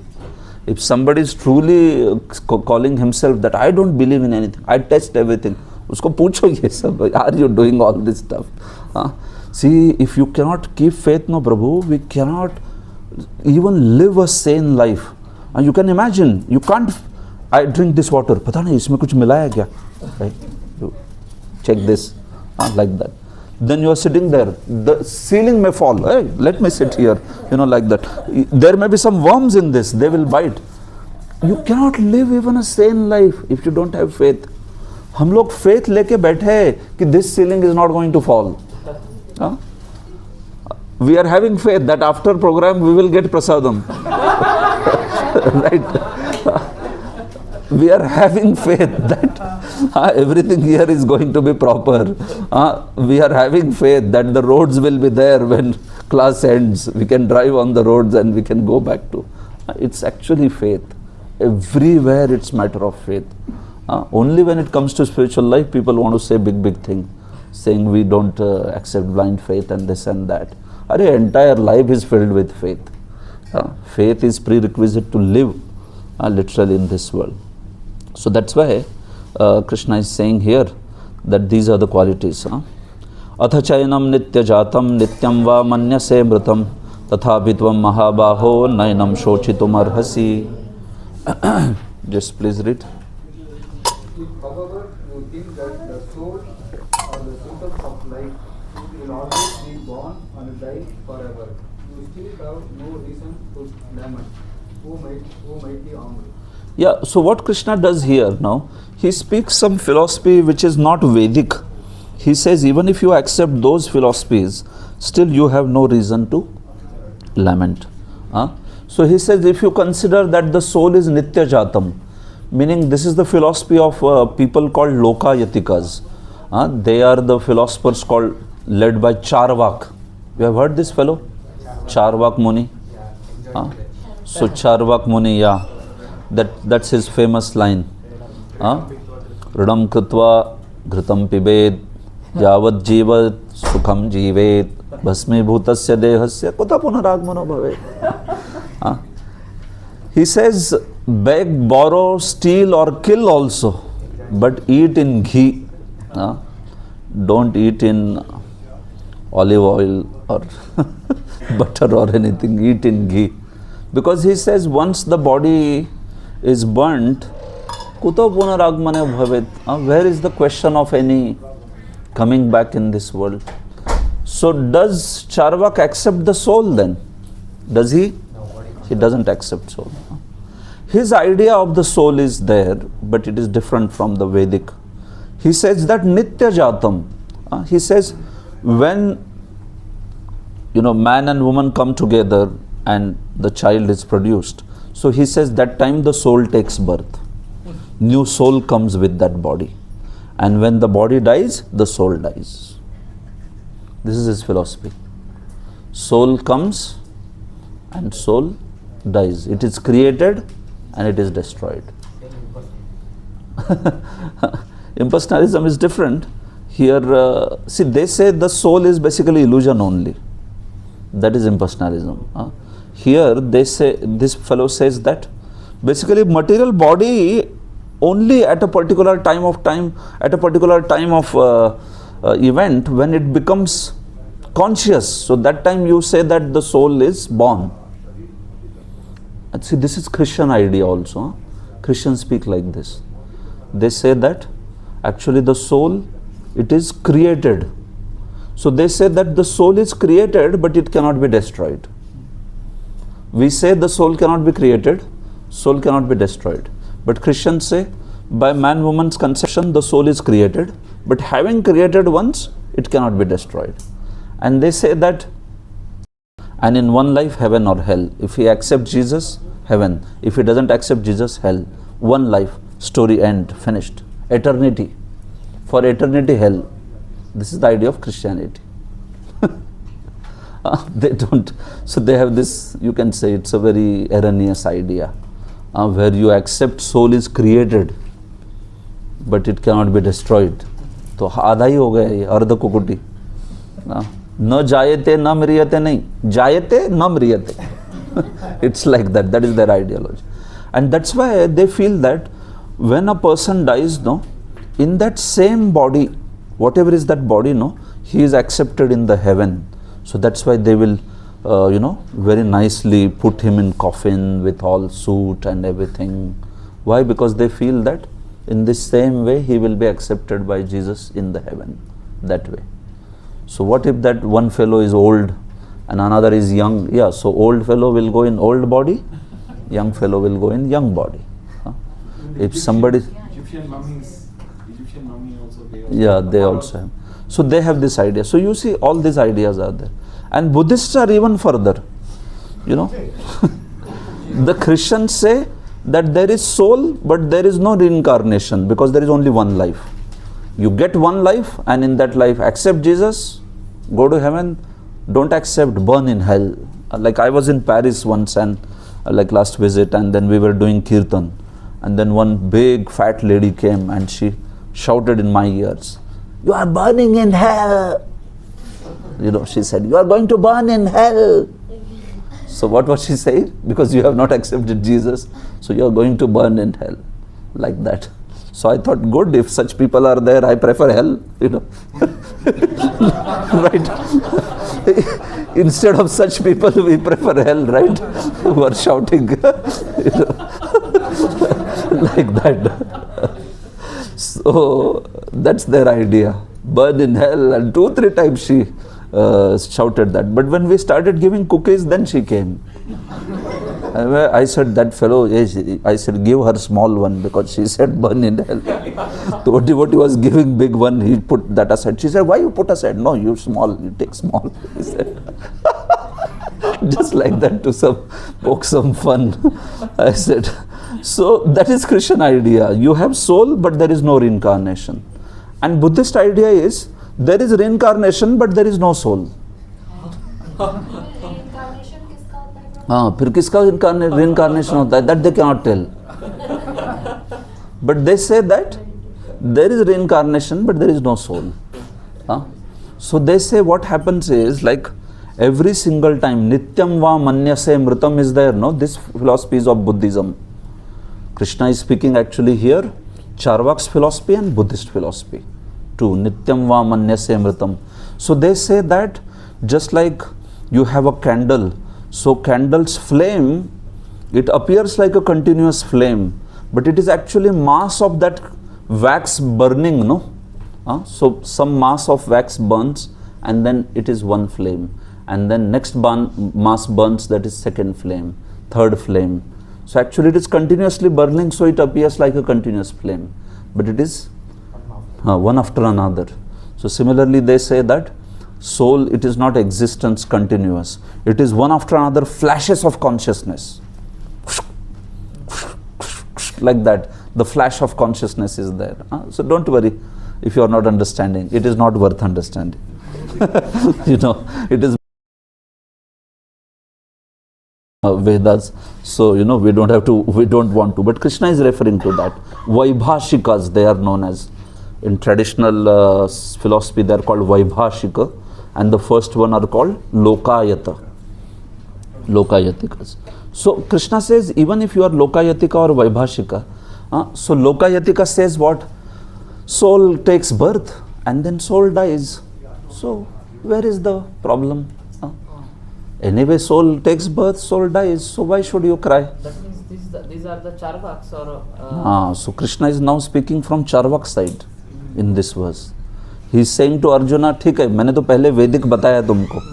But even if you accept, like some people say like this, so he is speaking about Charvak, which is a wrong philosophy. completely.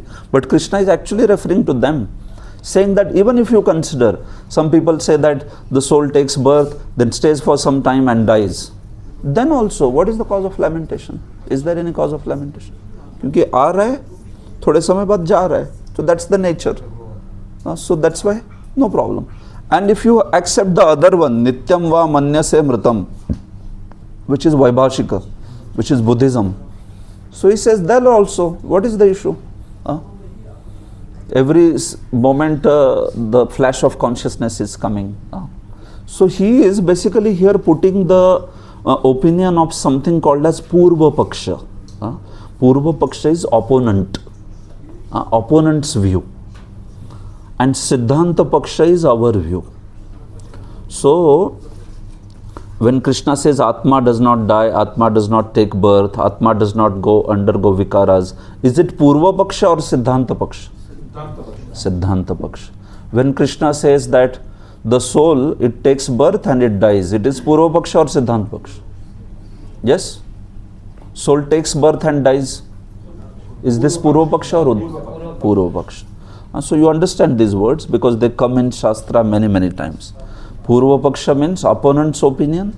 Siddhanta Paksha means our own opinion or the proper opinion, this way. So that's, you can see Prabhupada is talking also in purport. He is talking almost akin to the Buddhists. So you see Lokayatikas and Vaibhashikas. These are the two. Even if Arjuna did not believe in the existence of soul, as in the Vaibhashika philosophy, Buddhists, reincarnation है लेकिन आत्मा नहीं है, और Christian, आत्मा है लेकिन reincarnation नहीं है. What is our philosophy? आत्मा भी है, reincarnation भी है. Both are there. There is soul also, there is reincarnation also. So that's what. No one laments the loss of a certain bulk of chemicals and stops discharging his prescribed duties.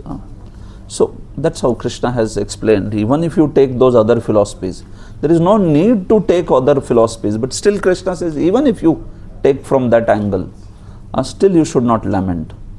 Jatasya hi dhruvo mrityur dhruvam janma mritasya cha tasmad apariharyerthe natvam shochitum arhasi.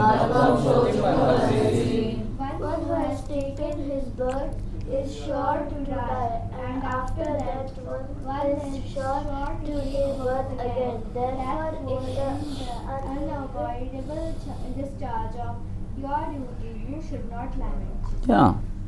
So somebody who has taken birth, it is certain that such a person will die. There is no doubt about it. So that's why it is apariharya, it is unavoidable. And that's why you should not lament, Arjuna. In this world, one who is taken birth, he is sure to die. And after death, one will again take birth again. So this idea can go with Purva Paksha and Siddhanta Paksha both, actually. This idea can go with Lokayatikas also, and this idea can go by our philosophy also. Both. Krishna is speaking in a way that it can be applied in both cases. So that's how. Prabhupada says, the battle of Kurukshetra, being the will of Supreme, was an inevitable event, and to fight for the right cause is the duty of Kshatriya. Why should Arjuna be afraid or aggrieved at the death? In this world, even the common people talk like this. You have seen, no? They say, Arey, anybody comes in this world, he also has to leave one day. So it is a vyavaharik, this is a vyavaharik philosophy, meaning it is a very conventional knowledge. Even though somebody doesn't know that one is soul, but they say this thing that anyway, one who has taken birth has to die also one day. They will say like that. And then again person will take birth. So if he is a Vaidika, then he says that with the angle of this aspect of the idea of the soul is there. While the other philosophers, they may say it only in terms of some sort of repeated appearance of the symptoms of life, like even the Lokayatikas talk about sometimes like this, although their philosophy is not correct, but even they talk. Avyaktadini bhutani Vyaktamadhyani Bharata Avyakta nidhananyeva Tatra ka paridevana. All created beings are unmanifest in their beginning, manifest in their interim state, and unmanifest again when annihilated. So, what need is there for lamentation? Yeah. So, all the living beings are in the beginning avyakta. When they are avyakta, in the time of Prakritik Pralaya, when everything is in the body of Mahavishnu, then they are avyakta. Then in between they become Vyakta Madhyani. So in between they manifest. So that is when Mahat Tattva, and from that Ahankar, and then from that all these elements and essences, all that is created. And then again Avyakta Nidhanani, then they again become unmanifest when the creation ends. So that's why this creation, destruction, this cycle goes on or not? It goes continuously. So Krishna is saying, why you are feeling so much anxiety over this? This is how the nature of the world is. There is cycle of creation and destruction continuously. That's why you don't feel so much lamentation in your unavoidable discharge of the duty. This way. Accepting that there are two classes of philosophers, one believing in existence, others not believing in existence of the soul. But still there is no cause of lamentation in either case. So one class is atheists,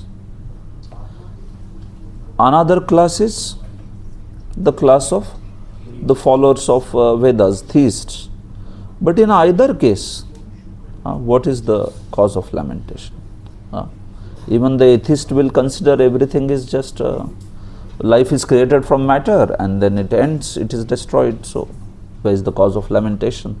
That's the nature of this world. So Krishna basically somehow or other, from all angles, he wants Arjuna to give up lamentation and do his duty this way. So that's why he is speaking in this manner. Otherwise he doesn't have to speak those philosophies like Charvak, right? Why should he speak about Charvak? Why should he speak about Buddhist? Why should he speak about some Vyavaharik? Yes, nobody will lament, nobody should lament.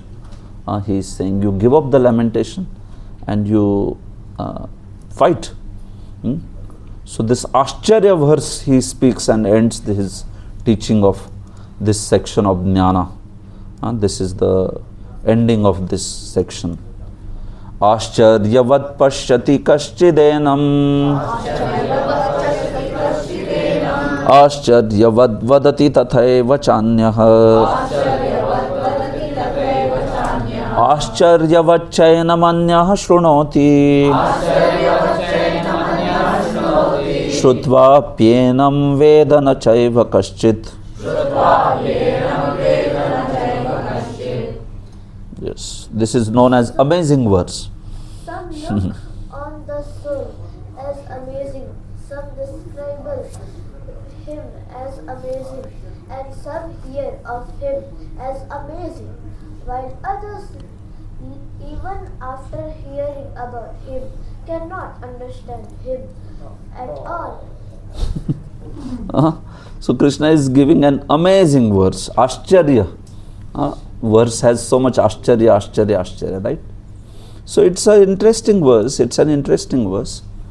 It can be understood in two ways. One is Ascharyavat pashyati, which means amazing people see the soul.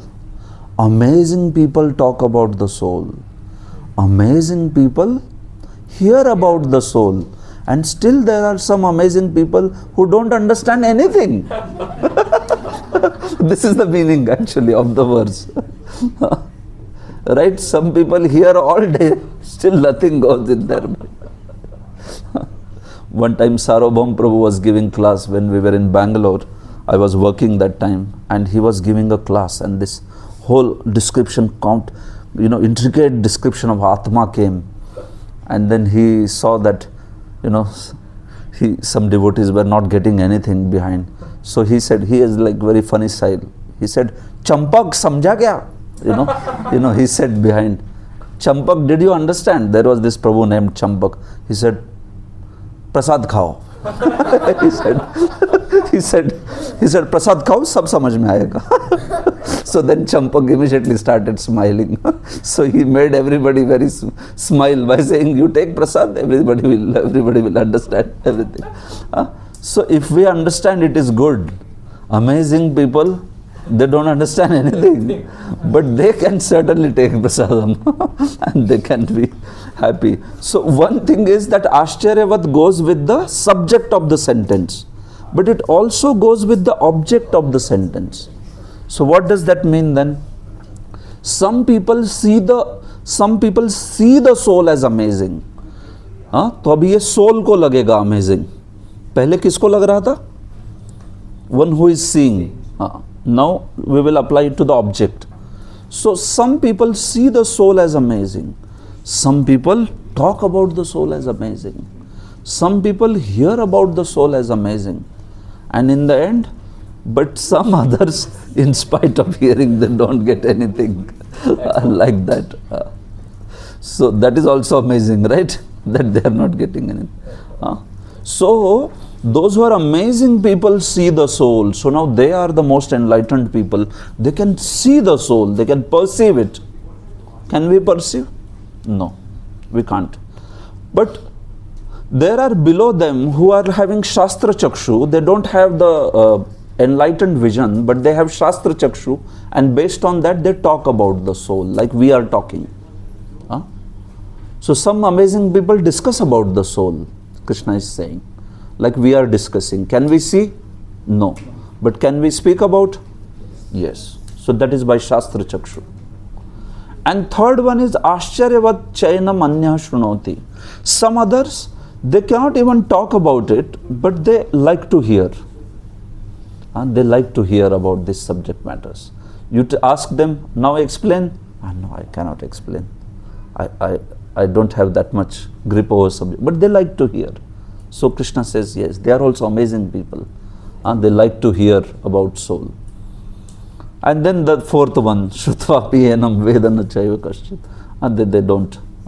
So Pashyati is the most enlightened here. Vadati is the one who has Shastra knowledge and he is trying to practice. And Shrunoti is the one who is least qualified, but still he is qualified because he likes to hear. Krishna also says that, right? He says Shruti Parayana. Those who like to hear, they will also eventually become the most enlightened ones. So that's the meaning here. If you take the other meaning, that some people see the soul as amazing. So this is basically talking about how the soul's characteristic, they cause a wonder in a living entity's understanding and discussion. They see the soul is amazing. You can see, that same soul is there in the body of that cell or ant, and the same soul is there in the body of elephant. But one is huge elephant, another is small ant, and one who is driving both is the same soul. Isn't it amazing? It's so amazing, actually, how soul is able to do. Huge fat man walking like this. You may feel like the soul should be very huge in his body, looks like. This is Jain concept. Jain concept is, depending on the size of your body, the soul size also changes. You see. So actually, compared to Vedic philosophies, these philosophies, they don't stand anywhere. These are like, trivial philosophies completely.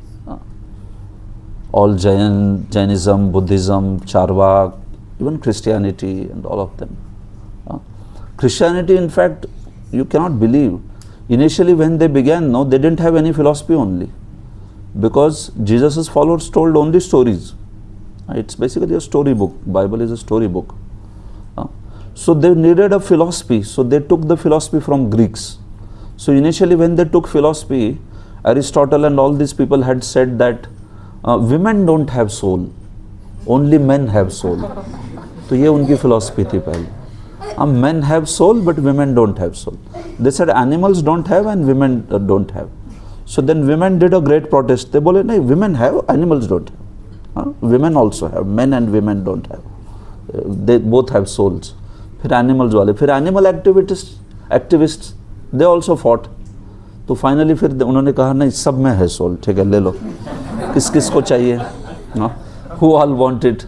Everybody take it. You don't like it. This way. Then initially they used to talk about reincarnation. But then this Constantine, one of the emperors, Roman emperors, very famous, he became the Christian. And he said, if you give people reincarnation, they will become lazy, you know. They'll say, I will become better Christian in the next life. This life I will be sinful. Next life is there. I will become better. So he said, don't give them more than one life. Give them one life and give them heaven or hell. You know, so he said, change the Christian philosophy and make it into just one life. You accept Jesus, you go to heaven. You don't accept, you go to hell. You don't get another chance. Second chance? No second chance. So this was the one which was a philosophy changed by Constantine. तो आप सोचो जहाँ पे ऐसे राजा लोग आके philosophy बदलने लगे, नए नए वर्जन निकालने लगे, so then how that religion can be said to be a Sanatan Dharma? So we are not criticizing that, but sometimes we ourselves may not know the glory of our own dharma, that it is actually, it's very exalted. Vedanta is very high philosophy and none of these can come even closer to that. They are full of mistakes, full of... Mahaprabhu himself said to that Chand Kazi that these scriptures are full of faults. He said this way. So you can see, Ascharyavat Vadati are the characteristics of souls, the characteristics of Vadati or Shrunoti. This is all in terms of how amazing the soul is, how amazing the soul's characteristics are, how amazing the soul's travel journey is in this world, and how that same amazing soul can actually please the super soul by simple mere service. That insignificant soul can conquer super soul just by what? By process of bhakti, service, devotion. It is amazing. So that's why Krishna is saying this Ascharyavat verse. You can see Prabhupada also. The fact that the atomic soul is within the body of a gigantic animal or banyan tree, micro big germs, millions and billions of which occupy only an inch of space. How is it amazing like that? Men with poor fund of knowledge and men who are not austere cannot understand the wonders of the spirit. So you have to have some piety, austerity, then you understand this Shastra, otherwise you will not. The easiest process for understanding the subject matter of self, however, is to accept the statements of Bhagavad Gita spoken by greatest authority. Shabda Praman. Best is we accept Shabda Praman and start process, and if we get the results, we can understand it's a bona fide process. Otherwise, what example Prabhupada gives, this Mayavadi is trying to understand Krishna is like honey bottle, remember? Outside. They are not getting any taste only. You have to open it up, put the spoon inside and put in the mouth. Aha, you know, wonderful. So that's bhakti process. So that's how Krishna has concluded this section. Dehi nityam abadhyoyam Dehe sarvasya bharata Tasmad sarvani bhutani Natvam shochitum arhasi. He who dwells in the body can never be slain. Therefore, you need not to grieve for any living being. Yeah, so that's the conclusion of what he has spoken. So we began this section in 11. From 11 to 30, what has Krishna spoken? Krishna has spoken about the jnana, Atma Vidya, Brahma Vidya. All these words are there for that. So you remember we were here. Krishna had given the argument of what? Compassion. How I can kill them. And that was given in chapter 1st, verse 28-30. Where has Krishna smashed that argument? 11 to 30, this section. This entire section was addressing Arjuna's which argument? Fellow, first you understand. His real identity is what? Spirit, soul. You are not seeing only, right? Like Prabhupada would say, people cry. If somebody dies, oh, he has gone away. He's gone away. Who has gone away? He is lying there only, no? Meaning the person who he was, you never saw in your life. Because one who is lying, he is still there, no? The dead body is there. So who has gone away? The soul has gone away. So 11 to 30, that's the answer. Now this next section is answering loss of enjoyment aspect. So we will see this up to 37 verse. Now quickly we will go through because this is quite simple section. Now Krishna addresses which argument? Loss of enjoyment. What was Arjuna saying? Loss of enjoyment argument, what was that? Anybody remembers? Loss of enjoyment. Dimple? After everyone dies, with whom can I share my happiness? Exactly. If everyone dies, for whom I am basically earning a kingdom, they are only dead. With whom I will enjoy? I will not be able to enjoy Krishna. Why should I fight? So Krishna says, Acha. So you see how he smashes that argument. Swadharmam api chaveksha na vikampitum arhasi dharmyadhi yuddhat shreyonyata kshatriyasya na vidyate.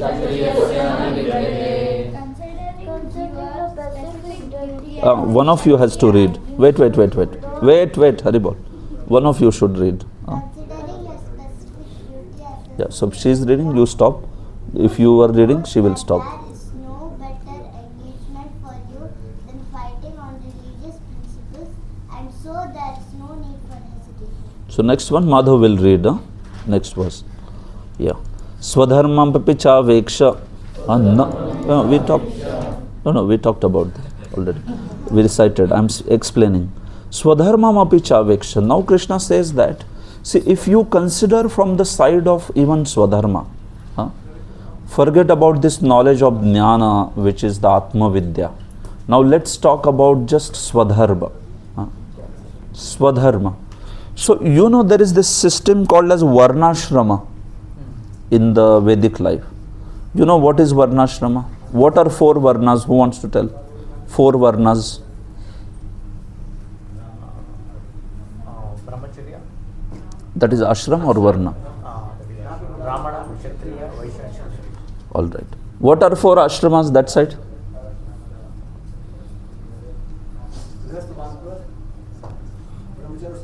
Okay, very good. So can someone from there tell, when we say Swadharma, what does Swadharma mean?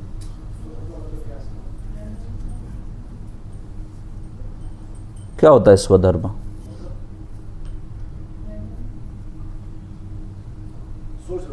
सोच रहे. Okay, Mamta Mataji. One's own dharma. Okay, one's own dharma. That I agree. That is Swadharma. But what does that mean? According to her varna, you should do Okay, good. Yeah. Yes.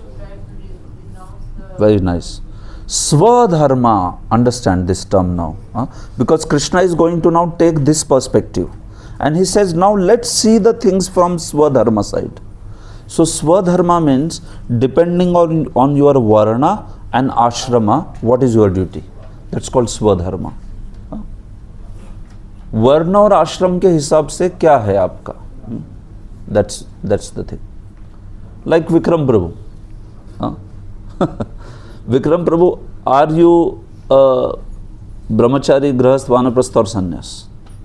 Brahmachari. When is one student or not married, then is considered to be a brahmachari. Like that. And if we talk about the aspect of, this second aspect of varna, Brahman, Kshatriya, Vaishya, Shudra. So here we see that we are in process of bhakti. So that's why in bhakti we don't identify with a certain varna so much. We identify ourselves as a servant of Krishna. But typically in Vedic life, no, they would always be identifying their varna and ashrama. So somebody is a brahmana and somebody is a grahastha. So he has a certain set of duty. That's called as swadharma. Similarly, somebody is kshatriya and he is a grahastha. So then he has a duty. Brahman and brahmachari, he has a duty. Somebody may be Brahman and sannyasi, ashram is sannyas. So sannyas has its duties. So swadharma is duty as per varna and ashrama, and sanatan dharma is the duty which is transcendental duty. So two duties you should remember, swadharma and sanatan dharma. Sanatan dharma matlab transcendental duty, meaning serving Krishna. That is the duty of every living entity. Every living entity has to do. Jiver swarupa hoy Krishna nityadas. So that is jiver of every jiva, that is the swarupa, Krishna nityadas. So that is which dharma, swadharma or sanatan? Okay. So now Krishna is saying swadharma api chaveksha. Now taking the perspective of swadharma also. Now can you tell me what is, here now we are talking about Arjuna. What is Arjuna's varna and what is Arjuna's ashram? Who wants to tell? Raise hand, raise. Yes. Kshatriya and Grahastha. Kshatriya and Grahastha. Very nice. Arjuna is a Kshatriya varna and Arjuna is Grahastha ashram. So now based on it, what would be his swadharma? Swadharma of Kshatriya, what it is? Yes, ma'am. He has to fight and protect his country. He must fight, right? And he must protect all the beings in this dharma yuddha by fighting the dharma yuddha. So now Krishna will speak from the side of swadharma. So this swadharma and what Krishna before talked, no, that aspect is jnana. It is actually Brahma Vidya. Now Krishna is speaking on the level of Dharma Shastra. You are understanding this? 1 second, I can show here.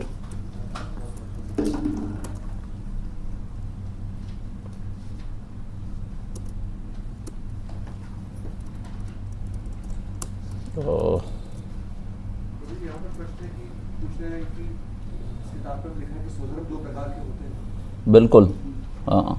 तो actually स्वधर्म दो प्रकार के होते हैं. तो उसमें प्रभुपाद जी ने क्या किया है, स्वधर्म, one swadharma is varnashram and all that, and another swadharma, he is basically equating it with sanatan dharma. So that swadharma sometimes, because it is actually real one's dharma only, sanatan dharma also. So that's why Prabhupada is right when he says that there are two types of swadharma. So one swadharma is temporary, like for that particular body, but one swadharma is eternal. So that is only sanatan dharma, you can say. Ek sharir ka ek atma ka, you can say like that. Yes. So Prabhuji, according we are a part of the spring soul, so we can't change. We have to stick on our sanatan dharma, but we can change our spring soul, right? yes, exactly.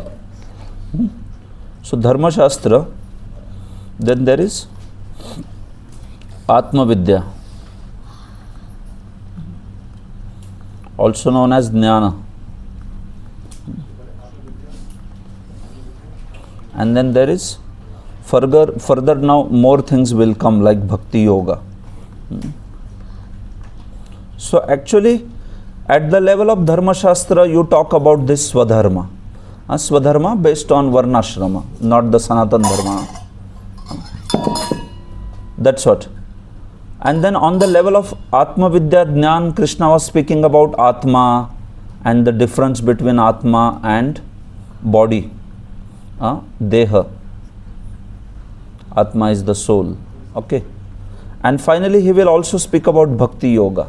So this one, Dharma Shastra, no, Atma Vidya is actually, this Dharma Shastra and Atma Vidya is greater than Dharma Shastra. And greater than this Atma Vidya is Bhakti Yoga. So Dharma Shastra It is actually a lower, you can say lower than Atma Vidya. First Krishna has explained Jnana, which is Atma Vidya, and now he will explain the Swadharma. So in Swadharma, which is based upon the understanding of Varna and Ashrama, not so much on the understanding that we are actually Atma. ये understanding नहीं होती इन लोगों को ज़्यादा. They think that, like if you typically ask a Varnashrami, he will say, I am a Brahmana. What is your identity? I am a Brahmana. What is your identity? I am a Kshatriya. What is your identity? I am a Shudra. So this is at the level of Varnashram. But when you ask a Vaishnava, what does he say? Who are you?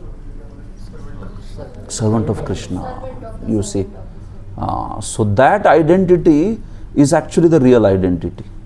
So between somebody who is a Varnashrami and somebody who is Bhakti Yogi, who has the real understanding of identity? Bhakti Yoga. So Bhakti Yoga is higher.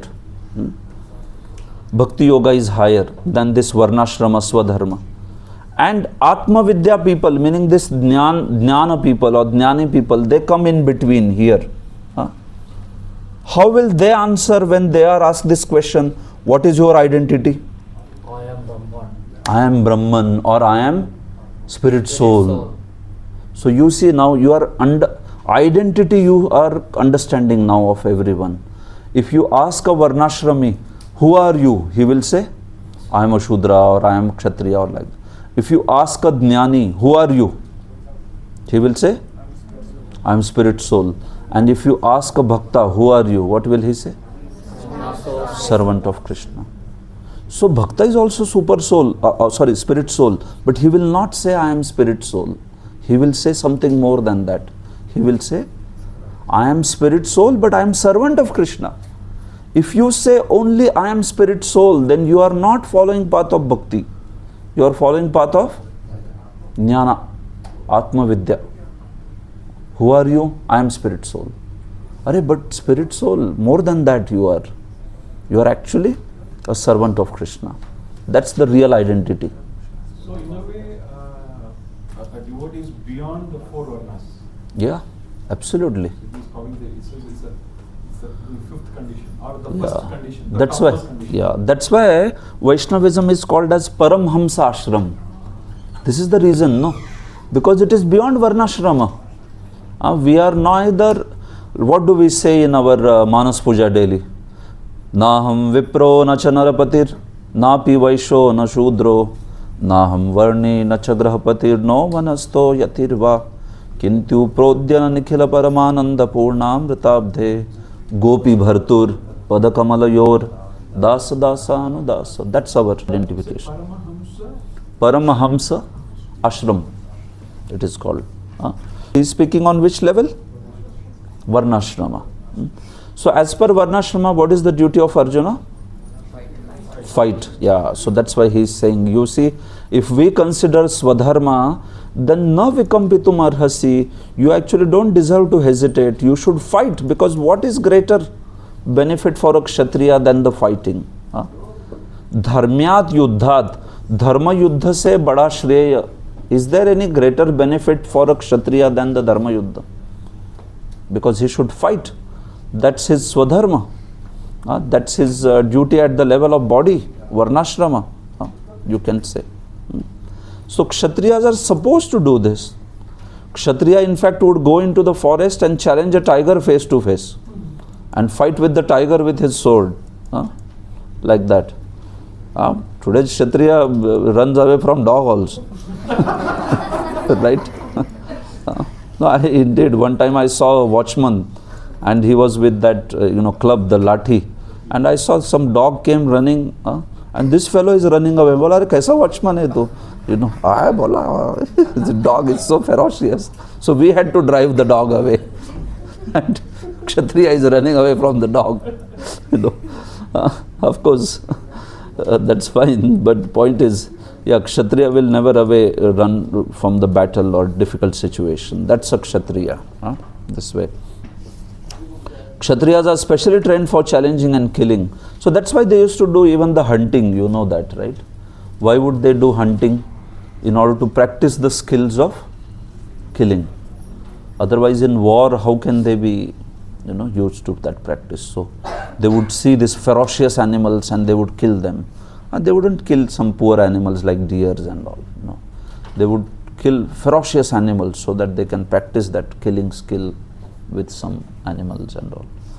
And it was not like rampant killing where you just finish one species only, not like that. So non-violence is not the philosophy. Arjuna wanted non-violence. Krishna is saying no. Non-violence in politics may be a diplomacy, but it is never a factor or principle. No. In fact, what happens to Kshatriya when he dies in a battlefield? He goes to heavens, if it is Dharma Yuddha. Similarly, the animals killed in a sacrifice also go to heaven if it's a proper sacrifice. So, comparison is being done in that way. So, some violence is approved by Shastra, and if that is there, then usually the result is heavens. Like even there were these sacrifices like Ashwamedh sacrifice. And if the horse is killed in that sacrifice, what happens with that horse? Yeah, so either he gets a human form or he can also go to heaven. Both Shastras mention both the things. So you see, it was not like today's day and time, right?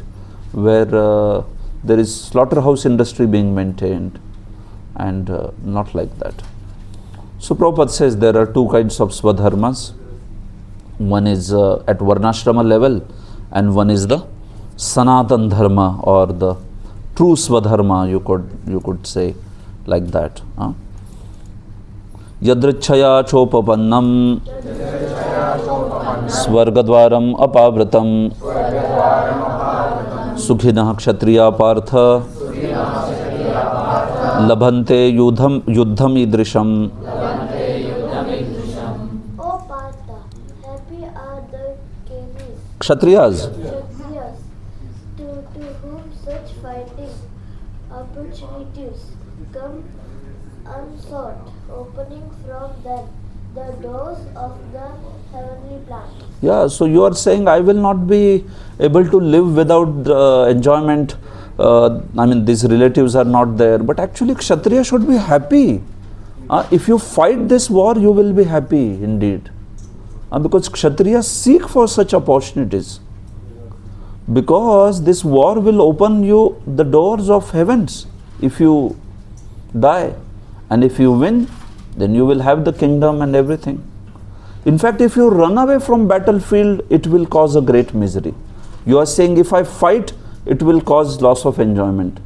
But if you fight, then you will be happy. Because that's what a Kshatriya is supposed to do. And he says now next that you will become so miserable if you run away from battlefield because so much criticism will happen of you. So he is telling to Arjuna that Arjuna, I am telling you, by fighting battle you will be happy rather than by not fighting. Although you are thinking the other way around right now, this way. So you see, he says, Atha chetva, we will just complete quickly, this is done. Atha chetvam imam dharmyam sangramam na karishyasi tatah swadharmam kirtim cha hitva papam avapsyasi. Read. If, however, you do not perform your religious duty of fighting, then you will certainly incur sins of neglecting your duties and thus lose your reputation as a fighter. Yeah, so on one hand you were saying if I do this, then the sinful reaction, if I kill, then sinful reaction will come. But it is actually opposite. If you don't do this dharma sangram, this fight of adharma versus dharma, then you will also attain papa because you have not discharged your duty, plus your name, fame will go, your good reputation will go. So he is smashing Arjuna's both the arguments. One is of loss of enjoyment, another is of fear of sinful reaction. He is saying if you don't fight, then you will become sinful because you have neglected your duty of dharma. And if you don't fight, then you will become miserable because everybody will make fun of you. They will say, Arey, this Arjuna, he was speaking so much before the war, but as soon as he saw all big army, he ran away. Fearful person. Arjuna had defeated even, he had pleased Lord Shiva and he got the Pashupatastra. Even Dronacharya, so he was like so great. He fought with even Shiva to get that. Shivji deliberately, he wanted to bless him. So he fought with Shivji also, and Shivji was very pleased. Similarly, Dronacharya was so pleased. So now such a fighter, if he runs away from battle, so how they will speak?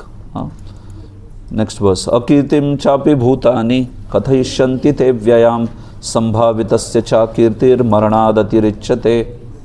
People will always speak of your God and family, and for a respectable person, dishonor is worse than death. Yeah.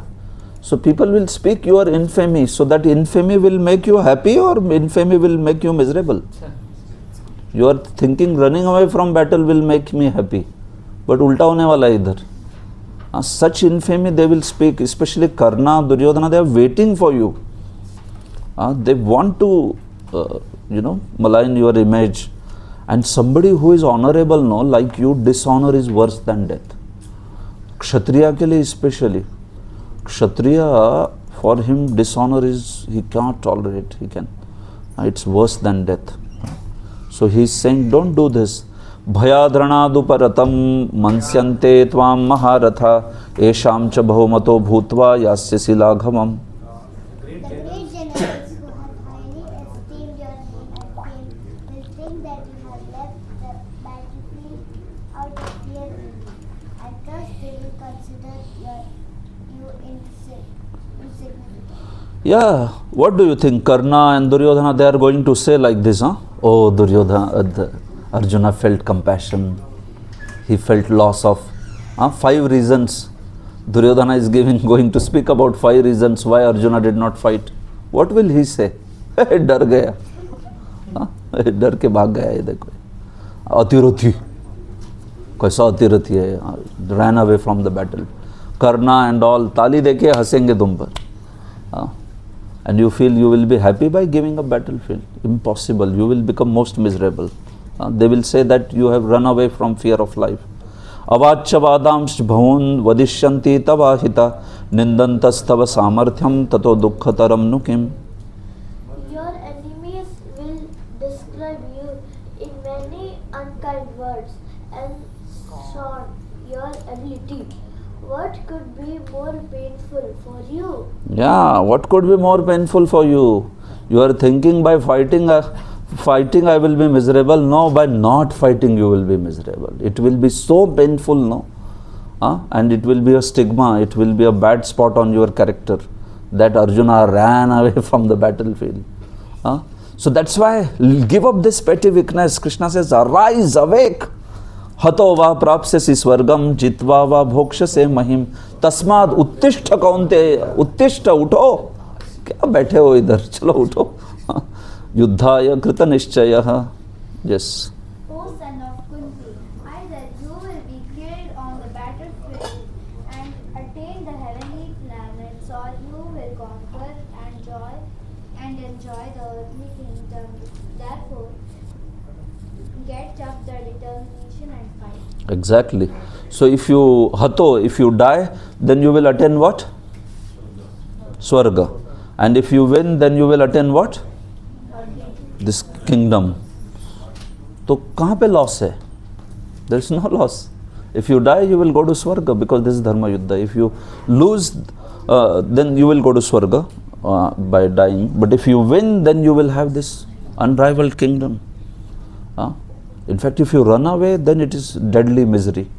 So Arjuna was saying loss without the loss of enjoyment. Krishna is not accepting it, refuting that. Arjuna talked about sinful reaction. If I fight the war, it will become sinful. What is Krishna saying? What is Krishna saying on that? If you don't fight, then it will become sinful because of neglecting the duty. So that's why uttishta, utho. Uttishta means utho. And yuddhaya krita nishchaya. So in this way, at the level of Swadharma also Krishna is inspiring. Alright, Srila Prabhupada ki jai. Thank you very much. Hare Krishna. So, the last session of this chapter we will hold tomorrow. Be 40 to 40.